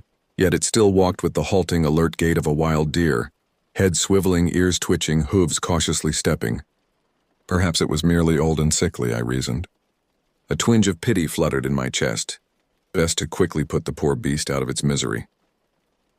As dawn lightened the sky to a bleak gray, the deer drew closer, allowing me to make out more disturbing details. It was grotesquely skinny, its hide splotchy and discolored with patches of missing fur that oozed with dark ichor. A putrid stench preceded it, gagging me with the fetor of rotting flesh. But the antlers, deformed and twisted into unnatural shapes, defied any logical explanation. At this proximity, any thoughts of claiming a trophy or harvest vanished. I only wanted to end the animal's clear suffering. I reached back to draw an arrow from the sling quiver on my back and sliced my thumb open on an upward-facing broadhead. Distracted in my haste the day before, I failed to notice my brother had replaced some of the arrows incorrectly after borrowing them. My involuntary yelp of pain rent the pre-dawn hush, and I braced for the deer to bolt, but it never did. Instead, a hideous, distorted scream pierced my eardrums, followed by a deep guttural growl that resonated from no deer's throat. I watched in horror as the emaciated creature rose up on its back legs, baring sharp, yellowed teeth in an unmistakably threatening grin. Primal terror paralyzed me as this macabre imitation of nature stared into my soul with soulless, glowing eyes. The drive to run, to flee as fast as my legs could carry me, warred with the certainty that any sudden movement would trigger a deadly pursuit. Blood pounding, pulse roaring in my head, time seemed to slow to a crystalline crawl. Fight or flight finally kicked in. With desperate speed, I knocked an arrow and sent it flying at the abomination. A shot that should have been instantly fatal. But the shaft merely sank into sickly flesh with little effect. Frantic now, I loosed a second arrow that found its mark in the creature's neck. An unholy scream rent the air as the beast spun and galloped off, seamlessly switching between bipedal lurch and quadrupedal lope, with a fluidity that defied reason. It stopped at the tree line, fixing me with one last baleful yellow glare before melting into the shadows. I didn't wait around to see if it would return. I ran. Every fiber of my being propelled me as I crashed heedlessly through the underbrush, brambles tearing at clothes and skin, lungs and muscles burning with the effort. 13 minutes. That's all it took to cover the distance back to my truck that had taken almost an hour the day before. I flung my gear carelessly in the back and tore out of there at reckless speed, desperate to put distance between myself and that phantasmagorical horror. It took me weeks to work up the nerve to return to that campsite and collect my abandoned gear. When I finally did, I was met with a scene of utter destruction. My tent had been shredded, its tattered remains strewn about like the work of a savage beast. The meager food stores had been raided, torn packaging and gnawed scraps littering the forest floor. Even the books I had brought to pass the time sat in sad tatters, pages ripped asunder by merciless claws. I still have no name for the entity I encountered in those woods. A skinwalker? Wendigo? The dreaded rougarou of my Louisiana roots? Folklore had placed such horrors in locales steeped in native tradition, not the place of my ancestors. Yet my people had legends too, chilling fireside tales of soul-devouring monstrosities. Perhaps those warnings, those whispered secrets, held more truth than I ever dared imagine. In the years since, I sometimes glimpse a sickly, emaciated deer watching me from the tree line when I visit home. Part of me wants to return to those shadowed woods to track down the unnatural thing and destroy it once and for all, but as far as I know, it hasn't claimed any other victims. Yet. Maybe I was just in the wrong place at the wrong time, my path crossing that of an eldritch being by mere chance. But the hatred, the malevolence in its gaze as it bared vicious teeth that spoke of more than animal instinct, of a twisted intelligence that marked me, that let me escape with my life only to keep me forever glancing over my shoulder, waiting for the day it comes to collect its due. The experience changed me, etched itself into my very marrow. A darkness took root, a gnawing paranoia that colors even the brightest day in shades of dread. I find myself shying away from the tree line, an inexplicable certainty that hungry eyes track my every move. At night, I sometimes startle awake drenched in icy sweat, the echo of that demented shriek still ringing in my ears. Every creak and groan of the house begets visions of deformed silhouettes crouched in the shadows. In those small hours I lay motionless, hardly daring to breathe until dawn's first light weakens the night's grip. The few times I've tried to speak of it, to unburden my soul to those closest to me, I met with concerned looks and gentle suggestions to seek professional help. They mean well, but how can I make them understand the impossible reality of what I witnessed? That malformed, twisted perversion of nature that wore its wrongness like a fetid shroud. So I locked the secret away, bearing this tainted knowledge alone as penance for setting foot in unhallowed places man was never meant to tread, and always the insidious whisper at the back of my mind, that it isn't over, that my transgression and trespass will have its reckoning. I still hunt from time to time, but never alone, never without a rifle and full magazine at my side. The simple joy and solace I once took in nature's beauty is lost to me now, eaten away by the cancerous unease that metastasized from that fateful December night. Some wounds, it seems, cut so deeply that they never truly heal, like a broken bone that aches with every change of the weather. My psyche throbs and cringes at the merest suggestion of the weird and the wild. Benign shadows become toothed maws waiting to devour, each rustle of leaves the rasp of wetted claws through brittle undergrowth. The rational part of my brain insists that if the creature wanted me dead, I would never have made it out of those woods. That thought is cold comfort against the phantasms lurking at the edges of sleep and sanity, against the existential dread of knowing mankind shares this world with the terribly ancient and antediluvian, monstrous entities unbound by what we blithely assume to be the inviolable laws of evolution and ecology. I often wonder if it still lurks in that lightless, silent space between the trees in those lonely leagues no human eye has witnessed. If it waits and watches with a predator's patience for the day I return one time too many, the siren song of its presence pulls at me in a way I don't fully understand and am afraid to examine too closely. A decade has passed since I bore witness to the impossible. My youth has long since fallen away, eroded by the whetstone of years and the coarse sand of unrelenting anxiety. Yet the fear remains, a constant companion that walks beside me on even the most well-lit street. I've learned to compartmentalize, to bury the gibbering madness that crouches forever at the back of my mind, behind a fragile bulwark of practiced normalcy. I go to work, spend time with loved ones, all while knowing it to be a farcical veneer painted over the cracked and pitted bedrock of my mind. The events of that long-ago December should have faded, blunted by the passage of time like any other traumatic memory. Instead, they retain a hyper-real clarity, as if the images were seared into my brain by the caustic venom of the unnameable. I need only close my eyes to put myself back in that place, helpless and small before the towering embodiment of wrongness. Some nights, when the wind moans its eldritch lament through the eaves and the darkness presses close against the window panes, I catch a glimpse of sallow eyes, a flash of antlers in the groaning wood at the property's edge.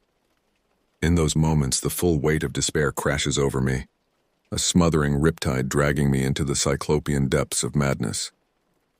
In a twist of cosmic irony, The very wilds that once brought me such solace have become a source of unending dread, a Lovecraftian nightmare made manifest that haunts the liminal space between worlds. The price of this forbidden knowledge of gazing upon the face of the abyss and feeling its fathomless hunger gaze back is one I will carry for the rest of my days. The most I can hope for is that when my time comes and I am laid to rest beneath that same ancient loam, it is oblivion that greets me, and not the soul-rending horror risen from the darkly beating heart of the forest primeval to claim its long-withheld due.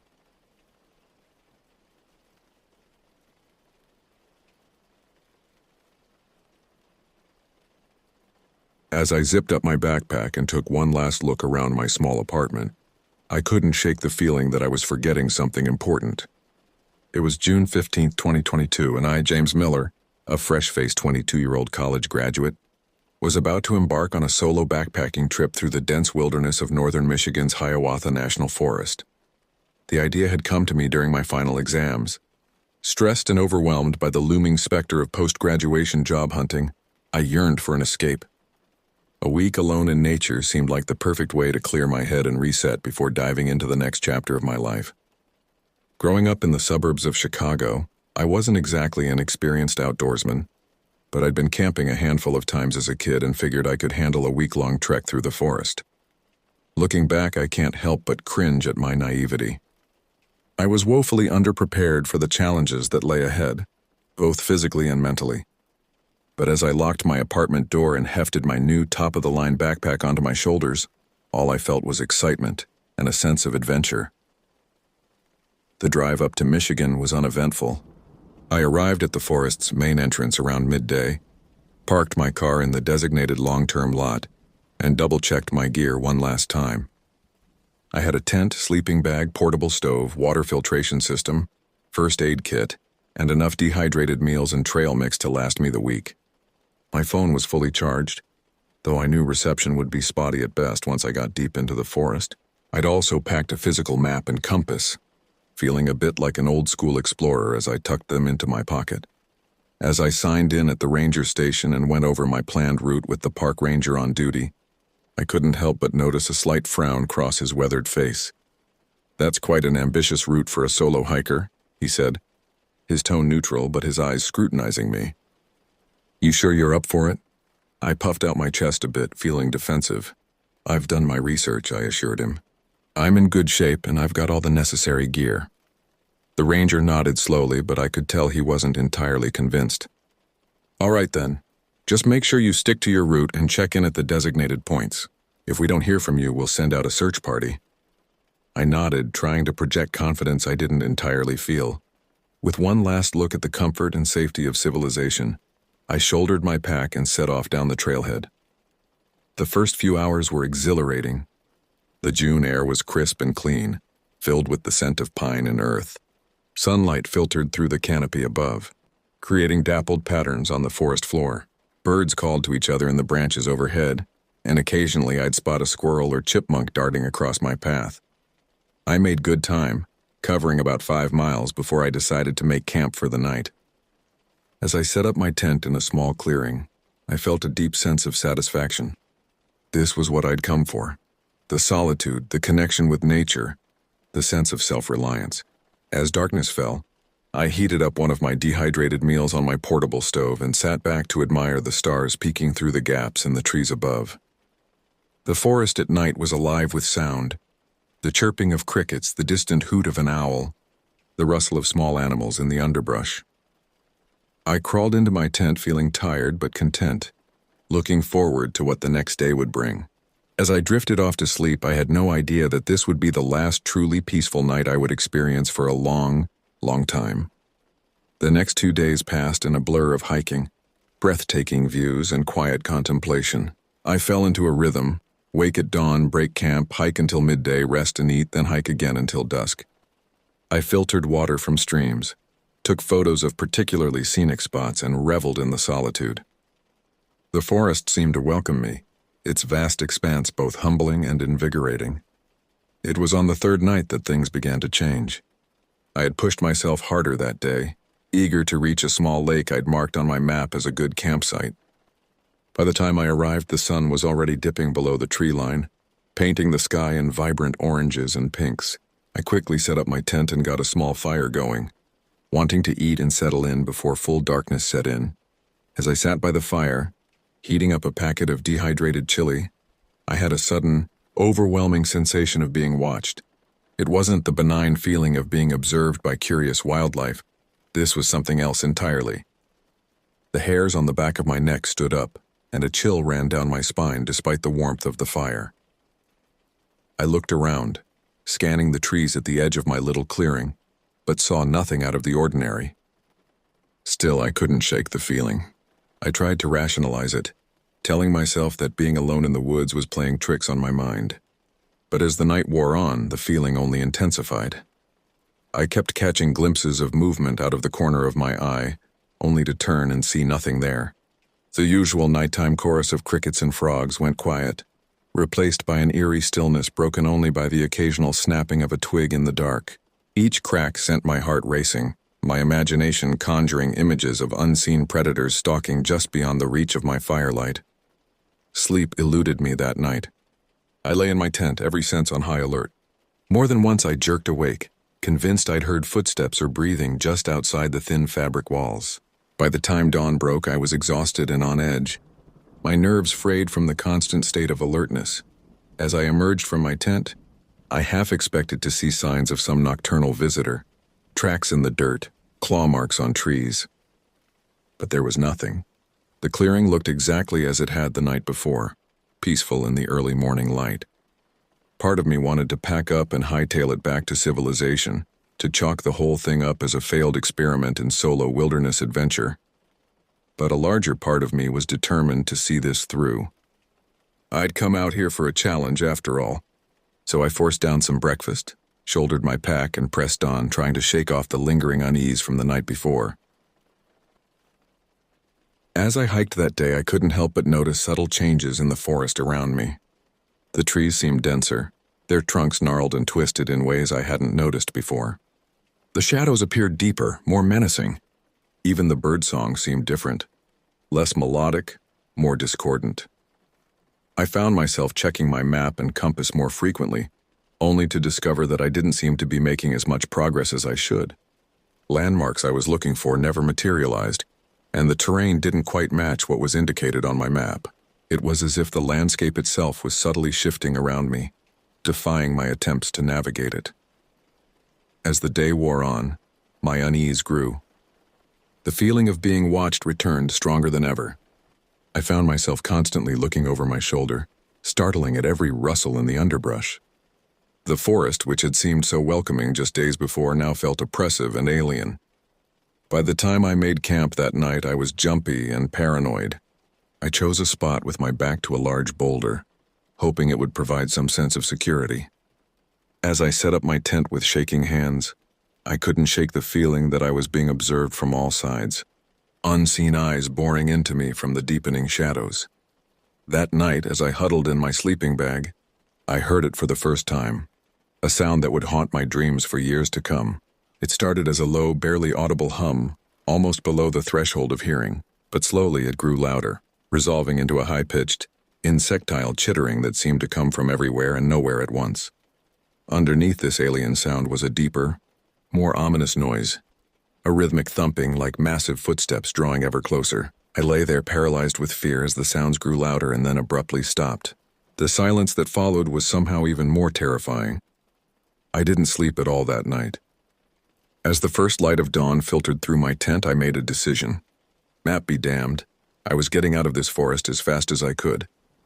As I broke camp that morning, my hands trembling and my nerves shot, I tried to orient myself using my map and compass.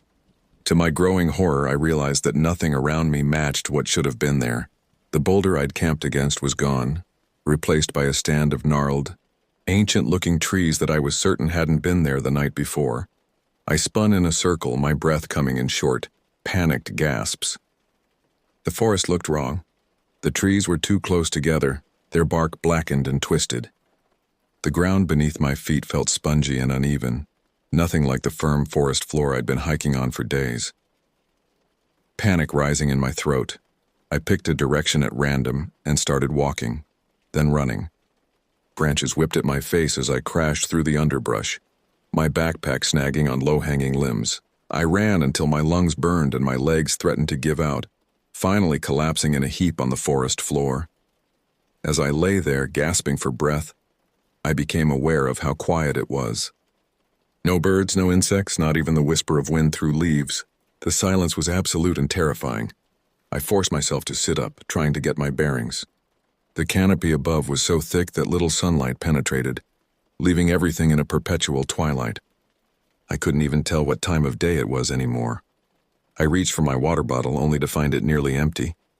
My food supplies were running low as well. With a sinking feeling, I realized I had no idea how long I'd been out here anymore. Days, weeks, time seemed to have lost all meaning in this twisted version of the forest. As I sat there trying to calm my racing thoughts and figure out what to do next, I saw something that made my blood run cold. At the edge of my vision, partially obscured by a gnarled tree trunk, stood a figure.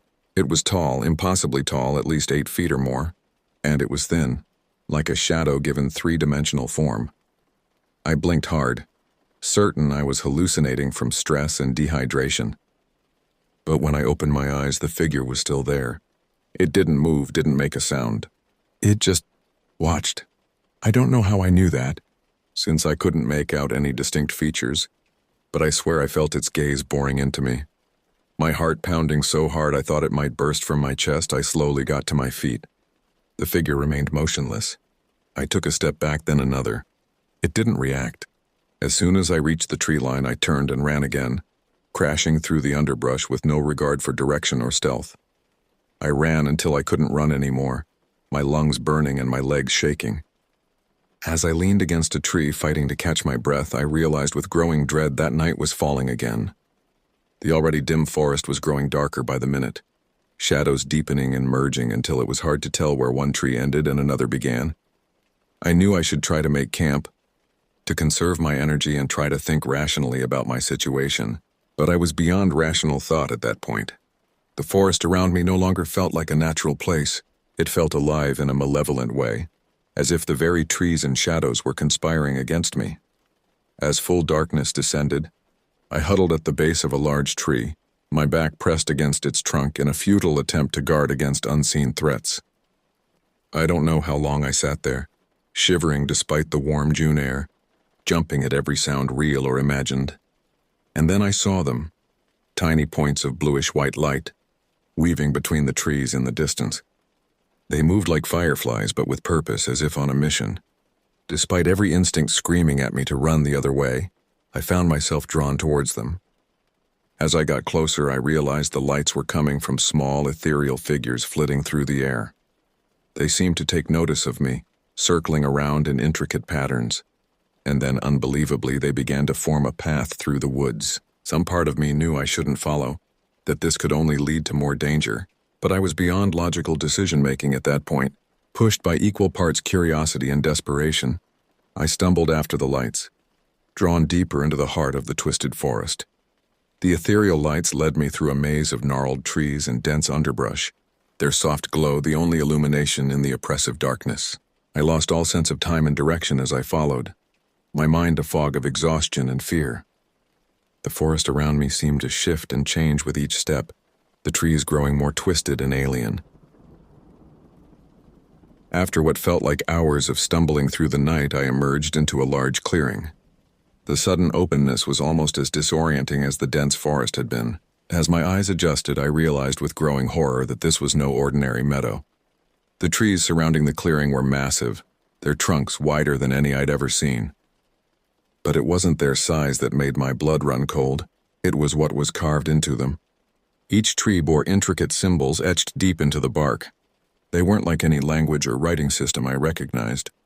The symbols seemed to writhe and shift when I wasn't looking directly at them, as if alive. In the center of the clearing stood a circle of rough-hewn stone pillars, each about 10 feet tall. They were covered in the same bizarre symbols as the trees. As I approached, drawn by a morbid curiosity I couldn't explain, I noticed dark stains on the ground around the base of each pillar. With a jolt of revulsion, I realized it was dried blood. The air in the clearing felt heavy and charged, like the atmosphere before a thunderstorm. There was a low, almost subsonic hum that I felt more than heard, vibrating in my bones. The ethereal lights that had led me here were gone, leaving me alone in this nightmarish place. I knew I should run to get as far away from this clearing as possible, but my body wouldn't obey. It was as if the very air was holding me in place. With trembling fingers, I reached out to touch one of the symbols carved into the nearest pillar. The moment my skin made contact with the rough stone, the world seemed to shift. Colors inverted, sound muted, and for a brief, terrifying moment, I felt as if I was being turned inside out. When reality snapped back into focus, I was on my knees, gasping for air. As I struggled to my feet, I became aware of movement at the edge of the clearing. Dark shapes were emerging from between the trees, tall and impossibly thin, just like the figure I'd seen earlier. They moved with an unnatural grace, gliding rather than walking. I tried to run, but my legs wouldn't respond. I was rooted to the spot, forced to watch as the entities entered the stone circle. As they drew closer, I could make out more details, though my mind recoiled from what I was seeing. Their bodies were like living shadows, constantly shifting and reforming. Where faces should have been, there were only swirling voids that hurt to look at directly. Long, spindly limbs ended in wickedly sharp claws that scraped against the stone pillars as they passed. The entities began to move in a complex pattern around the circle, their movements perfectly synchronized. As they did, the symbols on the pillars began to glow with an eerie, pulsing light. The humming in the air intensified, building to a painful crescendo. I wanted to cover my ears, to close my eyes, to wake up from this nightmare, but I could only stand there, a horrified witness to whatever arcane ritual was unfolding before me. As the entities completed their circuit of the stone circle, they stopped and turned as one to face me. I felt the weight of their alien gazes, my mind threatening to shatter under the pressure of their scrutiny. And then, mercifully, everything went black. I awoke with a start, my heart pounding and my clothes soaked with sweat. For a moment, I couldn't remember where I was or how I'd gotten there. As my eyes adjusted to the dim light, I realized I was lying on the forest floor, surrounded by normal-looking trees. Gone were the twisted, alien-looking plants and the oppressive atmosphere. The air smelled of pine and damp earth, familiar and somehow comforting after the horrors I'd experienced. Birdsong filled the air, a chorus of natural sounds that felt almost miraculous after the eerie silence of the twisted forest. I sat up slowly, every muscle in my body aching as if I'd run a marathon. My mind reeled as I tried to make sense of what had happened. Had it all been a vivid nightmare, a hallucination brought on by exhaustion and isolation? But the dirt caked under my fingernails, the scratches on my arms from branches, and the lingering sense of dread in the pit of my stomach told me it had been all too real. I checked my watch, only to find it had stopped. My phone was dead. I had no idea how much time had passed since I'd entered that clearing with the stone pillars. The sun was high in the sky, filtering through the canopy above, suggesting it was around midday. As I took stock of my situation, I realized my backpack was gone. With it, I'd lost most of my supplies, my tent, sleeping bag, and what remained of my food and water. All I had left were the clothes on my back and the few items in my pockets: a small pocket knife, a lighter, and my now useless compass. I stood on shaky legs, trying to orient myself. Nothing looked familiar. The forest around me was beautiful in its normalcy, but I had no idea where I was in relation to my planned route or the nightmare landscape I'd just escaped from. In the distance, I heard a sound that made my heart leap, the faint rumble of a vehicle. Civilization. Without a second thought, I started moving towards the noise, pushing through underbrush and clambering over fallen logs. As I walked, the events of the past few days, weeks, played over and over in my mind. The watching presence in the forest, the twisted landscape, the clearing with its blood-stained pillars and shadow creatures. It all seemed impossible in the light of day. Yet the fear lingered, raw and visceral. After what felt like hours of walking, I emerged from the tree line onto the shoulder of a paved road.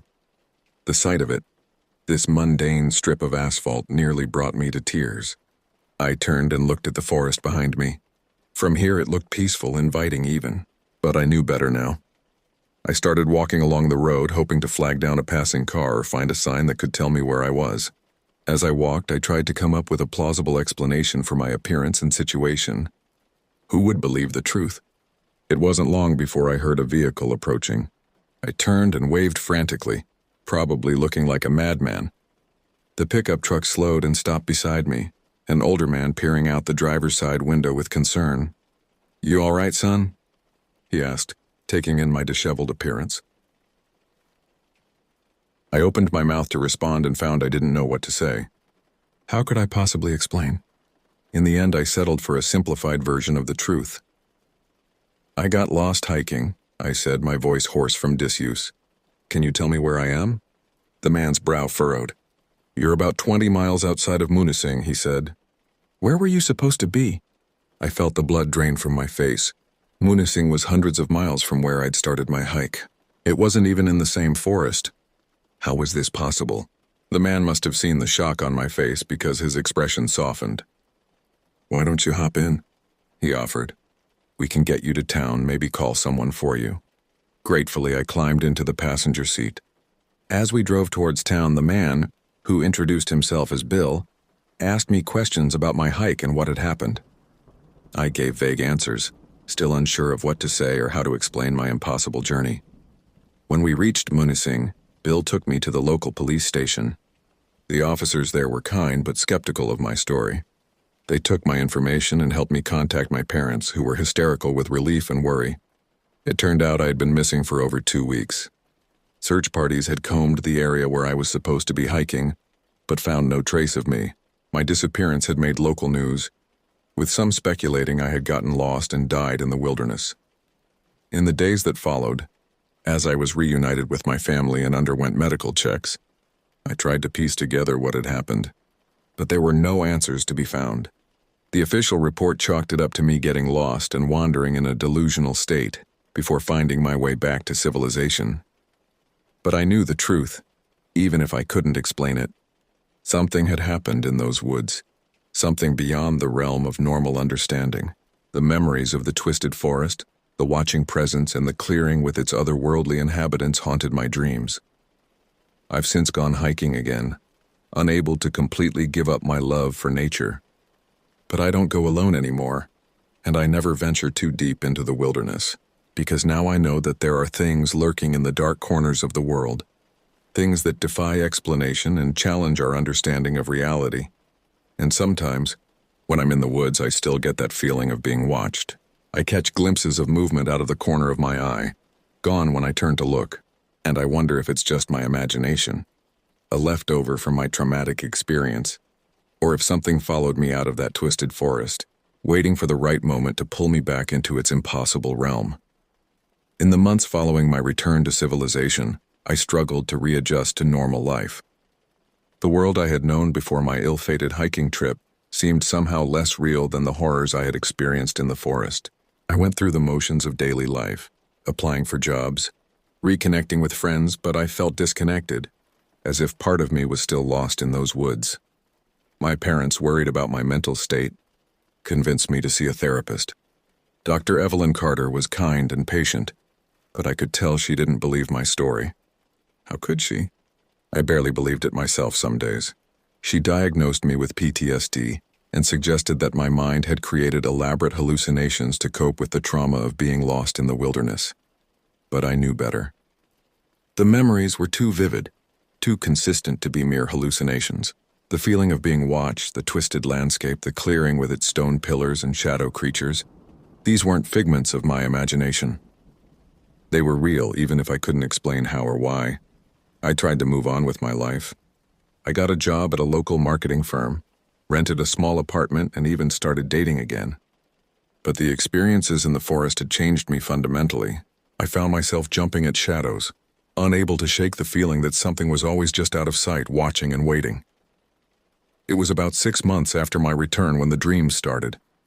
At first they were vague and disjointed, flashes of dark trees, the sound of that insectile chittering, glimpses of tall, shadowy figures. But as time went on, they became more vivid and coherent. In these dreams, I would find myself back in that clearing with the stone pillars. The shadow creatures would be there, moving in their eerie, synchronized dance. But now, instead of being a passive observer, I was part of the ritual. I would wake up in a cold sweat, my heart racing. The symbols from the pillars burned into my mind's eye. I started researching, spending hours online and in libraries, looking for any information about similar experiences or unexplained phenomena in the Hiawatha National Forest.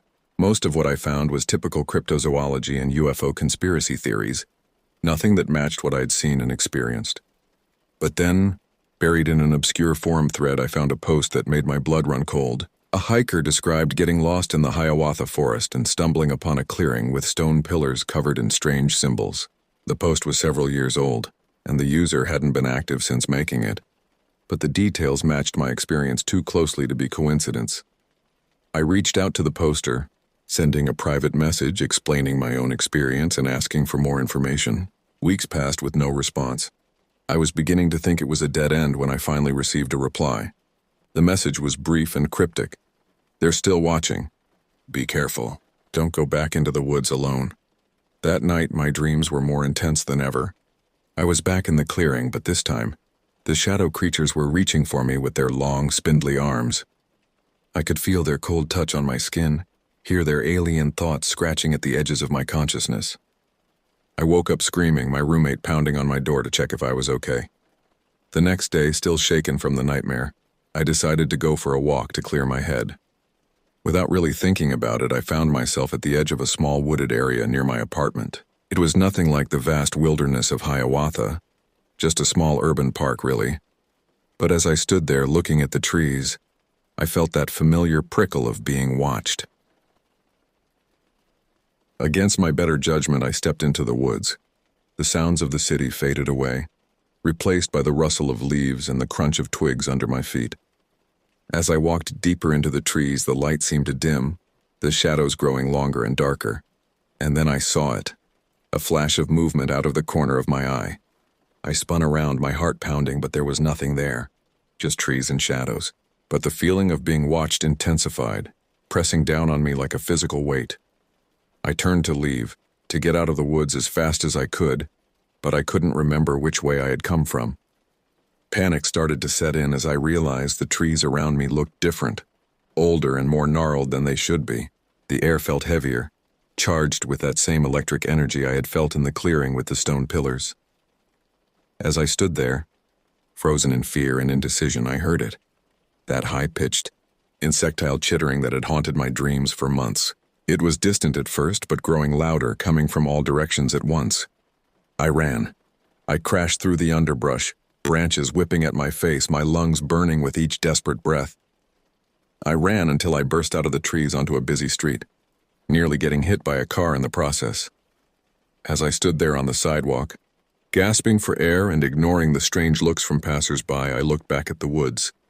From here they looked normal, just a small harmless patch of urban greenery. But I knew better now. Whatever I had encountered in the Hiawatha National Forest hadn't stayed there.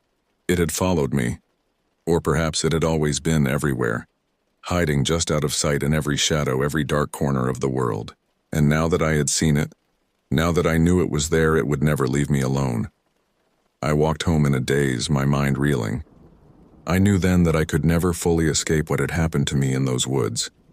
The experience had changed me, opened my eyes to a reality that most people never see or even suspect exists. As I climbed the stairs to my apartment, I made a decision. I couldn't pretend it hadn't happened. I couldn't go back to my old life, ignoring the shadows at the edge of my vision. If this thing, whatever it was going to haunt me, then I was going to face it head on. I was going to find out what it was, why it had chosen me, and if there was any way to stop it. In the weeks that followed my encounter in the urban park, I threw myself into researching anything and everything that might explain what I had experienced. I pored over books on folklore and mythology, delved into obscure corners of the internet, and even reached out to experts in fields ranging from psychology to theoretical physics. Most of what I found was useless, either too fantastical to be believable or too mundane to explain the impossible things I had seen. But slowly, piece by piece, I began to build a theory. There were stories scattered across cultures and throughout history of places where the veil between worlds was thin, places where reality seemed to bend and break, where things from elsewhere could slip through. The details varied, but the core idea was the same. Our world wasn't as solid or as singular as we like to believe. The more I researched, the more I became convinced that I had stumbled into one of these places in the Hiawatha National Forest, but that didn't explain why I had been chosen, or why the experience seemed to be following me. I needed more information, and I knew I wouldn't find it in books or on the internet. I needed to talk to someone who had been through something similar. I remembered the forum post I had found months ago, the hiker who had described a clearing with stone pillars. I sent another message to the poster, more urgent this time. To my surprise, I received a reply almost immediately. It was just an address and a time, nothing more. But it was something. The address led me to a small cafe on the outskirts of town. As I pushed open the door, the bell above it jingling softly, I scanned the nearly empty room.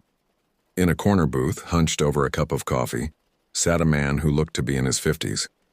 His hair was graying at the temples and deep lines etched his face. When he looked up and met my eyes, I saw a haunted look I recognized all too well. I slid into the booth across from him, and for a long moment, we just stared at each other in silence. Finally he spoke, his voice low and gravelly. "So you've seen them too?" It wasn't a question. I nodded, relief washing over me at finally being able to talk to someone who understood. The man introduced himself as Michael. Over the next few hours, he told me his story. It was eerily similar to mine, a solo hiking trip, getting lost in a forest that seemed to defy the laws of nature, encountering the shadow creatures in a clearing with stone pillars. But Michael's story didn't end there.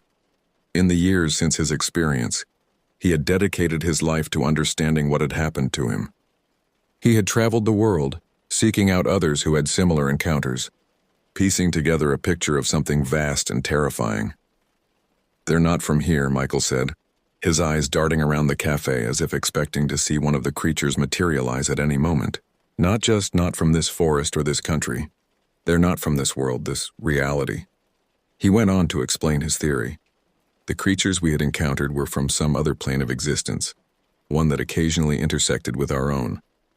The clearings with the stone pillars were nexus points, places where the barrier between realities was weakest.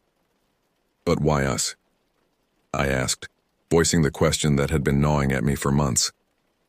"Why were we chosen?" Michael shook his head. "I don't think we were chosen, not really.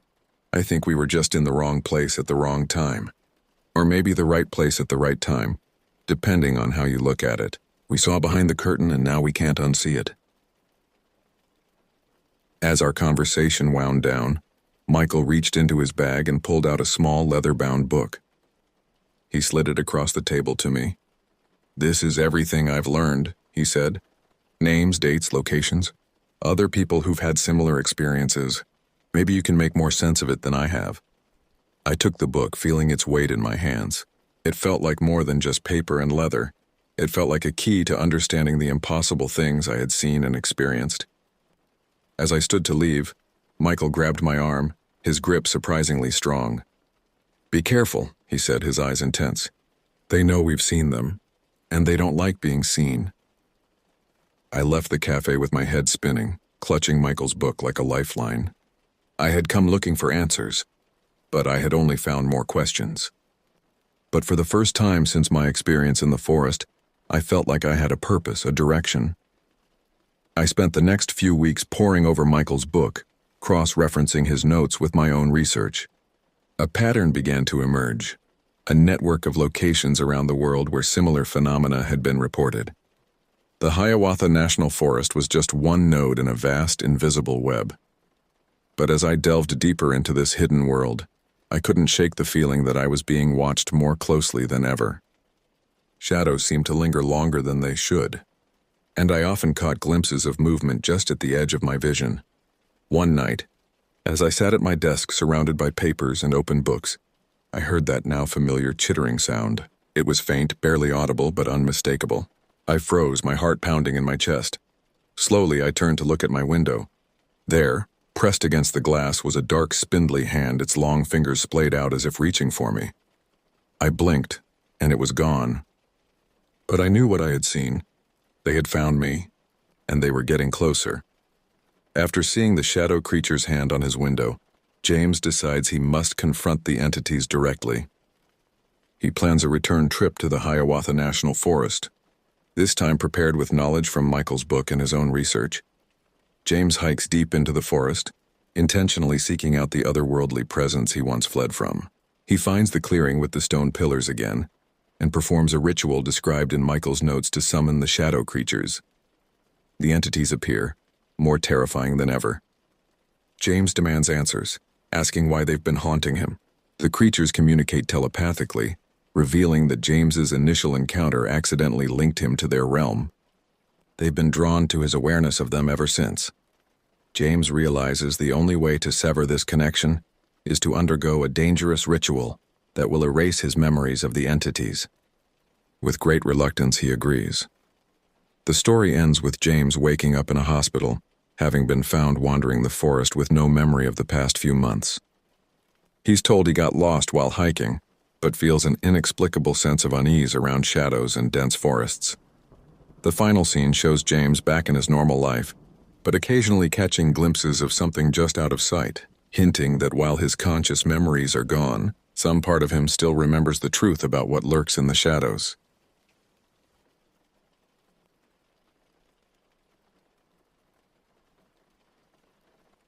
I was born and raised in the state of Maine, and I am of Penobscot and Abenaki descent.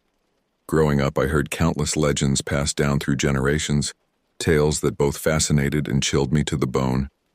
But there was one story that always stood out, a warning that echoed in my mind long after the embers of the campfire had died out.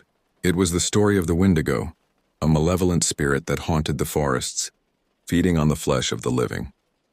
The story I'm about to tell you took place in the winter of 2019, when I was a 20-year-old college student in the town of Farmington, Maine.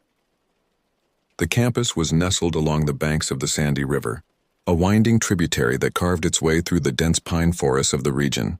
My friends and I would often venture down to the river's edge to escape the monotony of our studies, seeking solace in the crisp, clean air and the tranquil beauty of nature. One particularly cold evening, we decided to build a campfire by the river, hoping to ward off the biting chill that had settled over the land. I volunteered to gather kindling, making my way down to the laundry room to collect lint from the dryers. The snow had fallen heavily in the days prior, and I knew that most of the branches and twigs in the woods would be too damp to ignite easily. As I made my way back to the overlook where we had agreed to meet, I couldn't shake the feeling that something was amiss. The moment I stepped onto the frozen sand, a sense of unease washed over me, as though unseen eyes were watching my every move. I tried to brush off the feeling, attributing it to the eerie stillness of the winter night, but deep down, I knew better than to ignore my instincts. My friends had already begun to gather firewood, their laughter and chatter carrying across the river. I knelt down beside the ring of stones we had used countless times before, focusing my attention on the task at hand. As I worked to coax a flame from the lint, a sudden sound from the beach below caught my attention. Footsteps, heavy and deliberate, crunched through the snow, echoing in the silence of the night. I glanced up, scanning the shoreline for any sign of movement. "Did you hear that?" I asked Ian, one of my closest friends who was standing nearby. He looked at me, confusion etched across his face as he shook his head. But I couldn't shake the feeling that we were not alone, that something dark and sinister lurked just beyond the reach of the firelight. And then, the smell hit me. It was a sickly sweet odor, like the stench of rotting fruit mingled with the unmistakable scent of death. I recoiled, my stomach churning as I fought the urge to gag. I looked around at my friends, searching their faces for any indication that they had noticed the foul stench, but they seemed oblivious, lost in their own conversations. Just as I was about to speak, a voice called out my name, a sound that sent chills racing down my spine. It was a guttural, inhuman sound, like the crackling of radio static mixed with the grating of metal against metal. In that moment, the pieces fell into place and a wave of terror washed over me. The uneasy feeling of being watched, the heavy footsteps, the rotten stench, and now, the voice calling my name. I had heard the stories of the Wendigo all my life, whispered warnings passed down from my grandfather. But until that moment, I had never truly believed them. Now, faced with the undeniable truth, I felt my blood run cold. Instinctively, I pressed my face into the snow, squeezing my eyes shut as if by doing so, I could will the creature away. My heart raced in my chest, pounding against my ribs like a caged animal desperate to escape. I could hear my friends' voices, distant and muffled as they called out to me. But I dared not respond, fearing that any sound I made would draw the Wendigo's attention. The voice called out again, this time sounding eerily familiar, like an echo of my grandfather's warnings, but I knew better than to be fooled by its deception. The Wendigo was a master of mimicry, luring its victims with the voices of loved ones only to consume them whole, leaving nothing but bones picked clean in the snow. I lay there, motionless, barely daring to breathe as the footsteps drew closer, the stench of decay growing stronger with each passing second. Time seemed to slow to a crawl, and for a moment, I was certain that the creature would find me, that it would sink its teeth into my flesh and devour me alive. But then, as suddenly as it had appeared, the presence vanished. The footsteps receded, fading into the distance, and the nauseating smell dissipated, carried away on the winter wind. I lay there for what felt like an eternity, my face buried in the snow, until the sound of my friends' voices finally broke through the fog of terror that had enveloped me. Slowly, cautiously, I sat up, keeping my eyes fixed on the ground as I scanned my surroundings. My friends had gathered around me, their faces etched with worry and confusion. They bombarded me with questions, asking if I was all right, what had happened, but I couldn't find the words to explain the horror I had just experienced. I stumbled to my feet, my legs shaking beneath me, and mumbled something about feeling ill. My friends, bless their hearts, didn't press the issue, instead offering to help me back to the dorms. We walked in silence, the only sound the crunching of our footsteps in the snow and the distant rushing of the river. Once we were safely inside, Ian pulled me aside, his eyes searching mine for answers. I hesitated, torn between the desire to confide in my friend and the fear that speaking of the Wendigo would somehow summon it back. In the end, I settled for a half-truth, telling him that I had felt like something was watching us, that I had been gripped by a sudden, inexplicable sense of dread. Ian seemed to accept my explanation, though the concern never quite left his eyes. As we parted ways for the night, I couldn't help but feel a twinge of guilt for not being fully honest with him. But deep down, I knew that the truth was too terrifying, too unbelievable to share. It wasn't until years later, after I had moved away from Farmington, that I finally found the courage to speak of my encounter. Even then, I was careful to choose my confidants wisely, sharing my story only with those I trusted implicitly. To my surprise, none of my friends had heard or smelled anything unusual that night, leading me to believe that the Wendigo had singled me out, perhaps sensing the knowledge of its existence that lay dormant within me. In the weeks and months that followed, I found myself haunted by the memory of that night by the river. Sleep became a rare and precious commodity, as every time I closed my eyes, I was transported back to that frozen beach, the stench of death filling my nostrils and the sound of heavy footsteps crunching through the snow. I threw myself into my studies, desperate for any distraction from the gnawing fear that had taken root in my mind. But even the bustle of campus life and the demands of my coursework couldn't entirely banish the specter of the Wendigo. It lurked at the edges of my consciousness, a constant reminder of the darkness that lay hidden beneath the veneer of the world I thought I knew. As the winter gave way to spring, and the snow began to melt from the banks of the sandy river, I found myself increasingly drawn back to the place where I had encountered the creature. It was as if some invisible force was pulling me, urging me to confront the terror that had gripped me that night. One evening, as the sun dipped below the horizon and the shadows began to lengthen, I made my way down to the river's edge, my heart pounding in my chest. The overlook was deserted, the ring of stones that had once housed our campfires now cold and lifeless.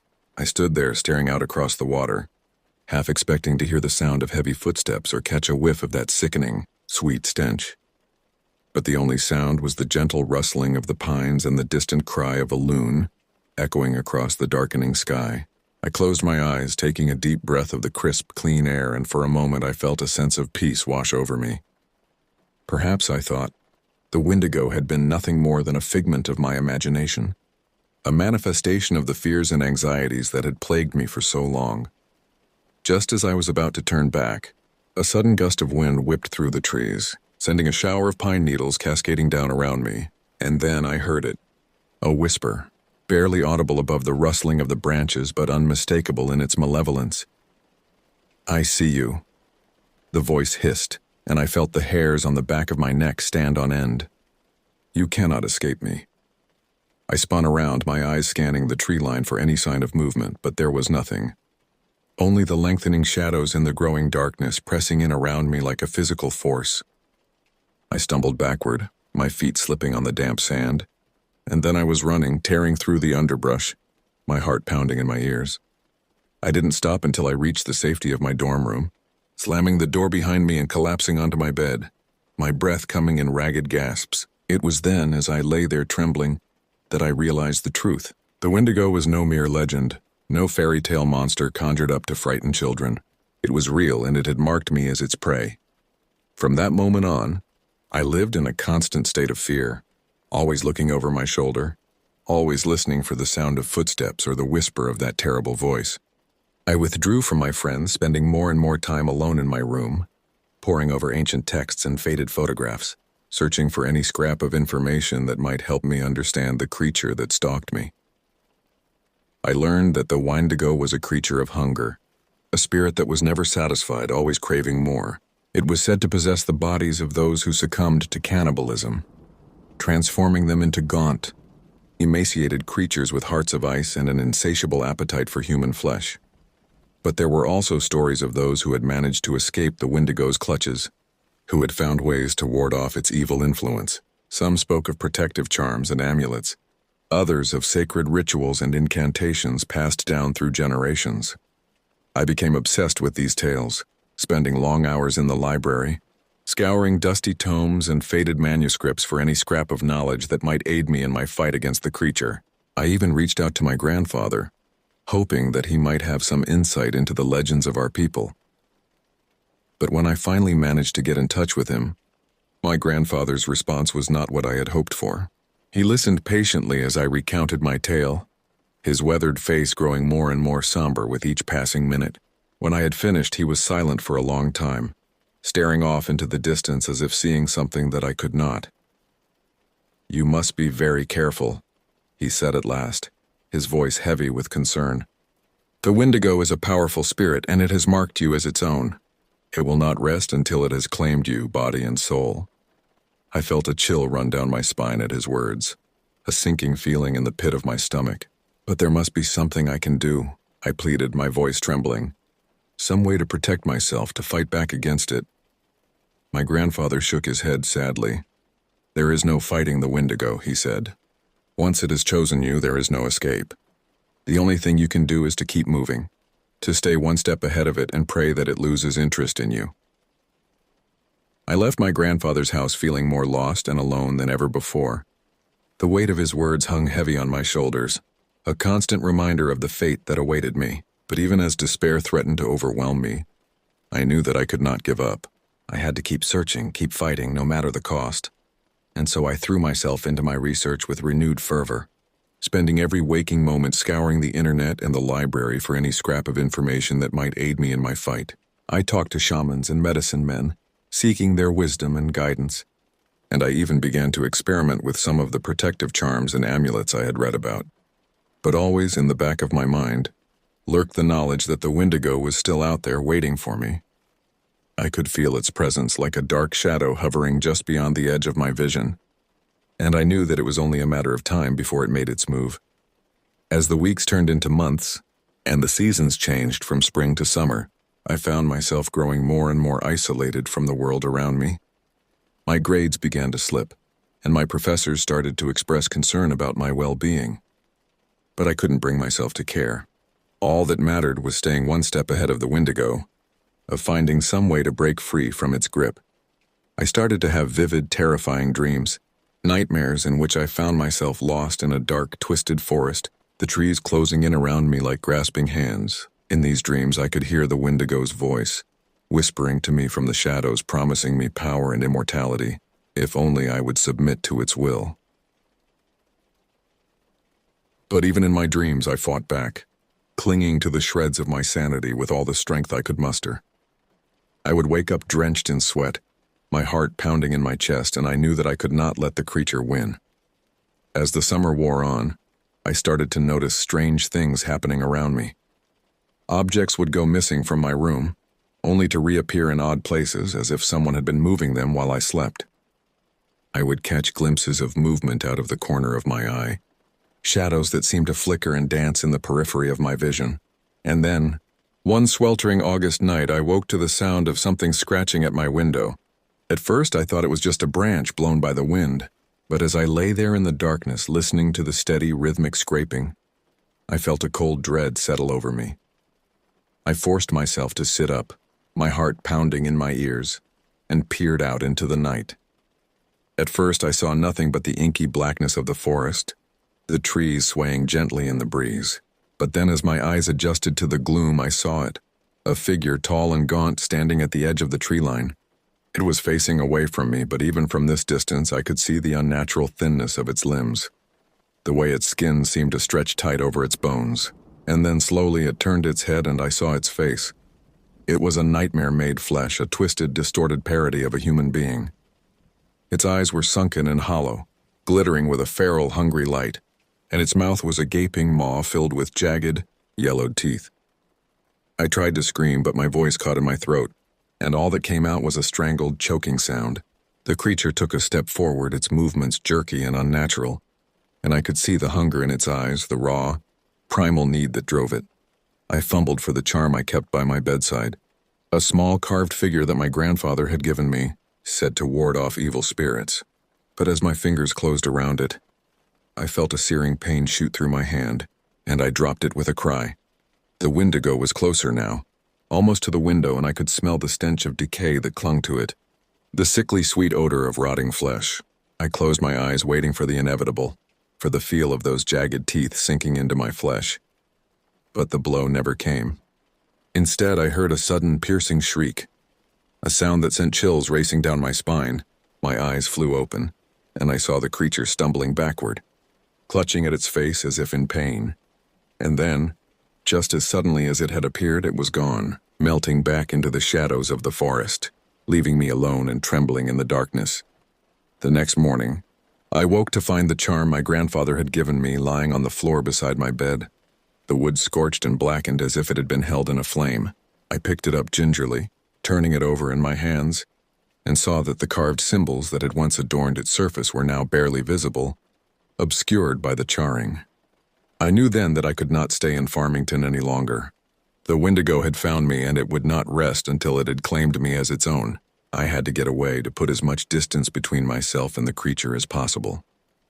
I spent the next few days in a frenzy of activity, packing my belongings and making arrangements to transfer to a new school. I told no one of my plans, not even my closest friends, for fear that the Wendigo might somehow use them to get to me. On the day of my departure, I woke before dawn, my heart heavy with the knowledge of what I was leaving behind. I took one last look around my dorm room, at the posters on the walls and the books scattered across my desk, and felt a pang of regret for the life I was leaving behind. But I knew that I had no choice. The Wendigo had marked me, and I could not rest until I had found a way to break free from its grasp. And so, with a heavy heart, I shouldered my backpack and set out into the gray, misty morning. As I walked through the quiet streets of Farmington, I couldn't shake the feeling that I was being watched. Every shadow seemed to hold a lurking threat, every rustling leaf a sign of the creature's presence. I quickened my pace, my eyes darting from side to side, my hand clutching the charm in my pocket like a lifeline. I made it to the bus station just as the sun was beginning to peek over the horizon, casting a pale watery light over the town. I bought a ticket for the first bus out of Farmington, not caring where it was going, only that it would take me far away from this place and the horrors that lurked within it. As I sat on the bus, watching the familiar streets and buildings of Farmington recede into the distance, I felt a sense of relief wash over me. I had escaped, at least for now. But even as I allowed myself to relax, I knew that my ordeal was far from over. The Wendigo was still out there, and it would not rest until it had found me again. The years that followed were a blur of constant movement and fear. I drifted from town to town, never staying in one place for more than a few months at a time. I took whatever jobs I could find, working as a dishwasher, a janitor, a factory worker, anything to keep myself moving, to stay one step ahead of the creature that haunted my dreams. But no matter how far I ran, I could never quite shake the feeling that the Wendigo was still out there, watching me from the shadows. I would catch glimpses of it in the corner of my eye, hear its whispers on the wind, and I knew that it was only a matter of time before it found me again. I tried to find solace in the old ways, in the traditions and beliefs of my ancestors. I sought out medicine men and shamans, hoping that they might have some insight into the creature that stalked me. But even they seemed powerless in the face of the Wendigo's hunger, and I soon lost faith in their ability to help me. And then, one cold, gray morning, I woke to find a message waiting for me. It was from my grandfather, a short cryptic note scrawled on a piece of yellowed paper. "Come home," it said. "It is time." I knew what he meant, of course. He had always said that there would come a day when I would have to face the Wendigo, to confront the creature that had marked me as its own. And now it seemed that day had come. I made my way back to Maine, back to the forests and rivers of my childhood. I found my grandfather waiting for me at the edge of the woods, his face lined with age and wisdom. He led me deep into the forest to a clearing where a fire burned low and smoky. There he told me the true story of the Wendigo, of the hunger that could never be sated, the emptiness that could never be filled. He spoke of the creature's origins, of the way it had once been human before the hunger had taken hold and twisted it into something monstrous. And then, he told me what I had to do. I had to face the Wendigo, to look into its eyes and see the emptiness there, the void that could never be filled. I had to let go of my fear, my anger, my despair, and find the strength within myself to resist its call. I listened to his words, my heart pounding in my chest, and I knew that he was right. I had been running from the Wendigo for too long, letting it consume me with fear and doubt. It was time to face it, to confront the darkness that lurked within me. And so, as the sun began to set and the shadows lengthened, I stepped out into the clearing, my grandfather's charm clutched tight in my hand. I could feel the Wendigo's presence, the weight of its hunger bearing down on me like a physical force. But I stood my ground, my eyes fixed on the darkness beyond the tree line, and I waited for it to come. The Wendigo emerged from the shadows like a nightmare made flesh, its gaunt, emaciated form moving with a jerky, unnatural gait. Its eyes were hollow pits glittering with a feral, hungry light, and its mouth was a gaping maw filled with jagged, yellowed teeth. I felt a wave of terror wash over me as it approached, my legs trembling beneath me, my heart pounding in my chest. But I forced myself to stand my ground, to look into those empty, soulless eyes and see the creature for what it truly was. And in that moment I understood. The Wendigo was not some external force, some malevolent spirit that had chosen me as its prey. It was a part of me, a manifestation of my own fears and doubts, my own hunger and emptiness. I had spent so long running from it, trying to escape the darkness within myself, that I had never stopped to confront it head-on. But now, standing there in that clearing with the weight of my grandfather's wisdom behind me, I knew what I had to do.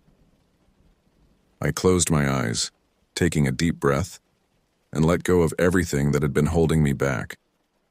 I let go of my fear, my anger, my despair, and I embraced the emptiness within me, the void that could never be filled. And as I did, I felt a sense of peace wash over me, a calm that I had never known before. The Wendigo's presence seemed to fade, its hunger no longer a tangible force, and I knew that I had won.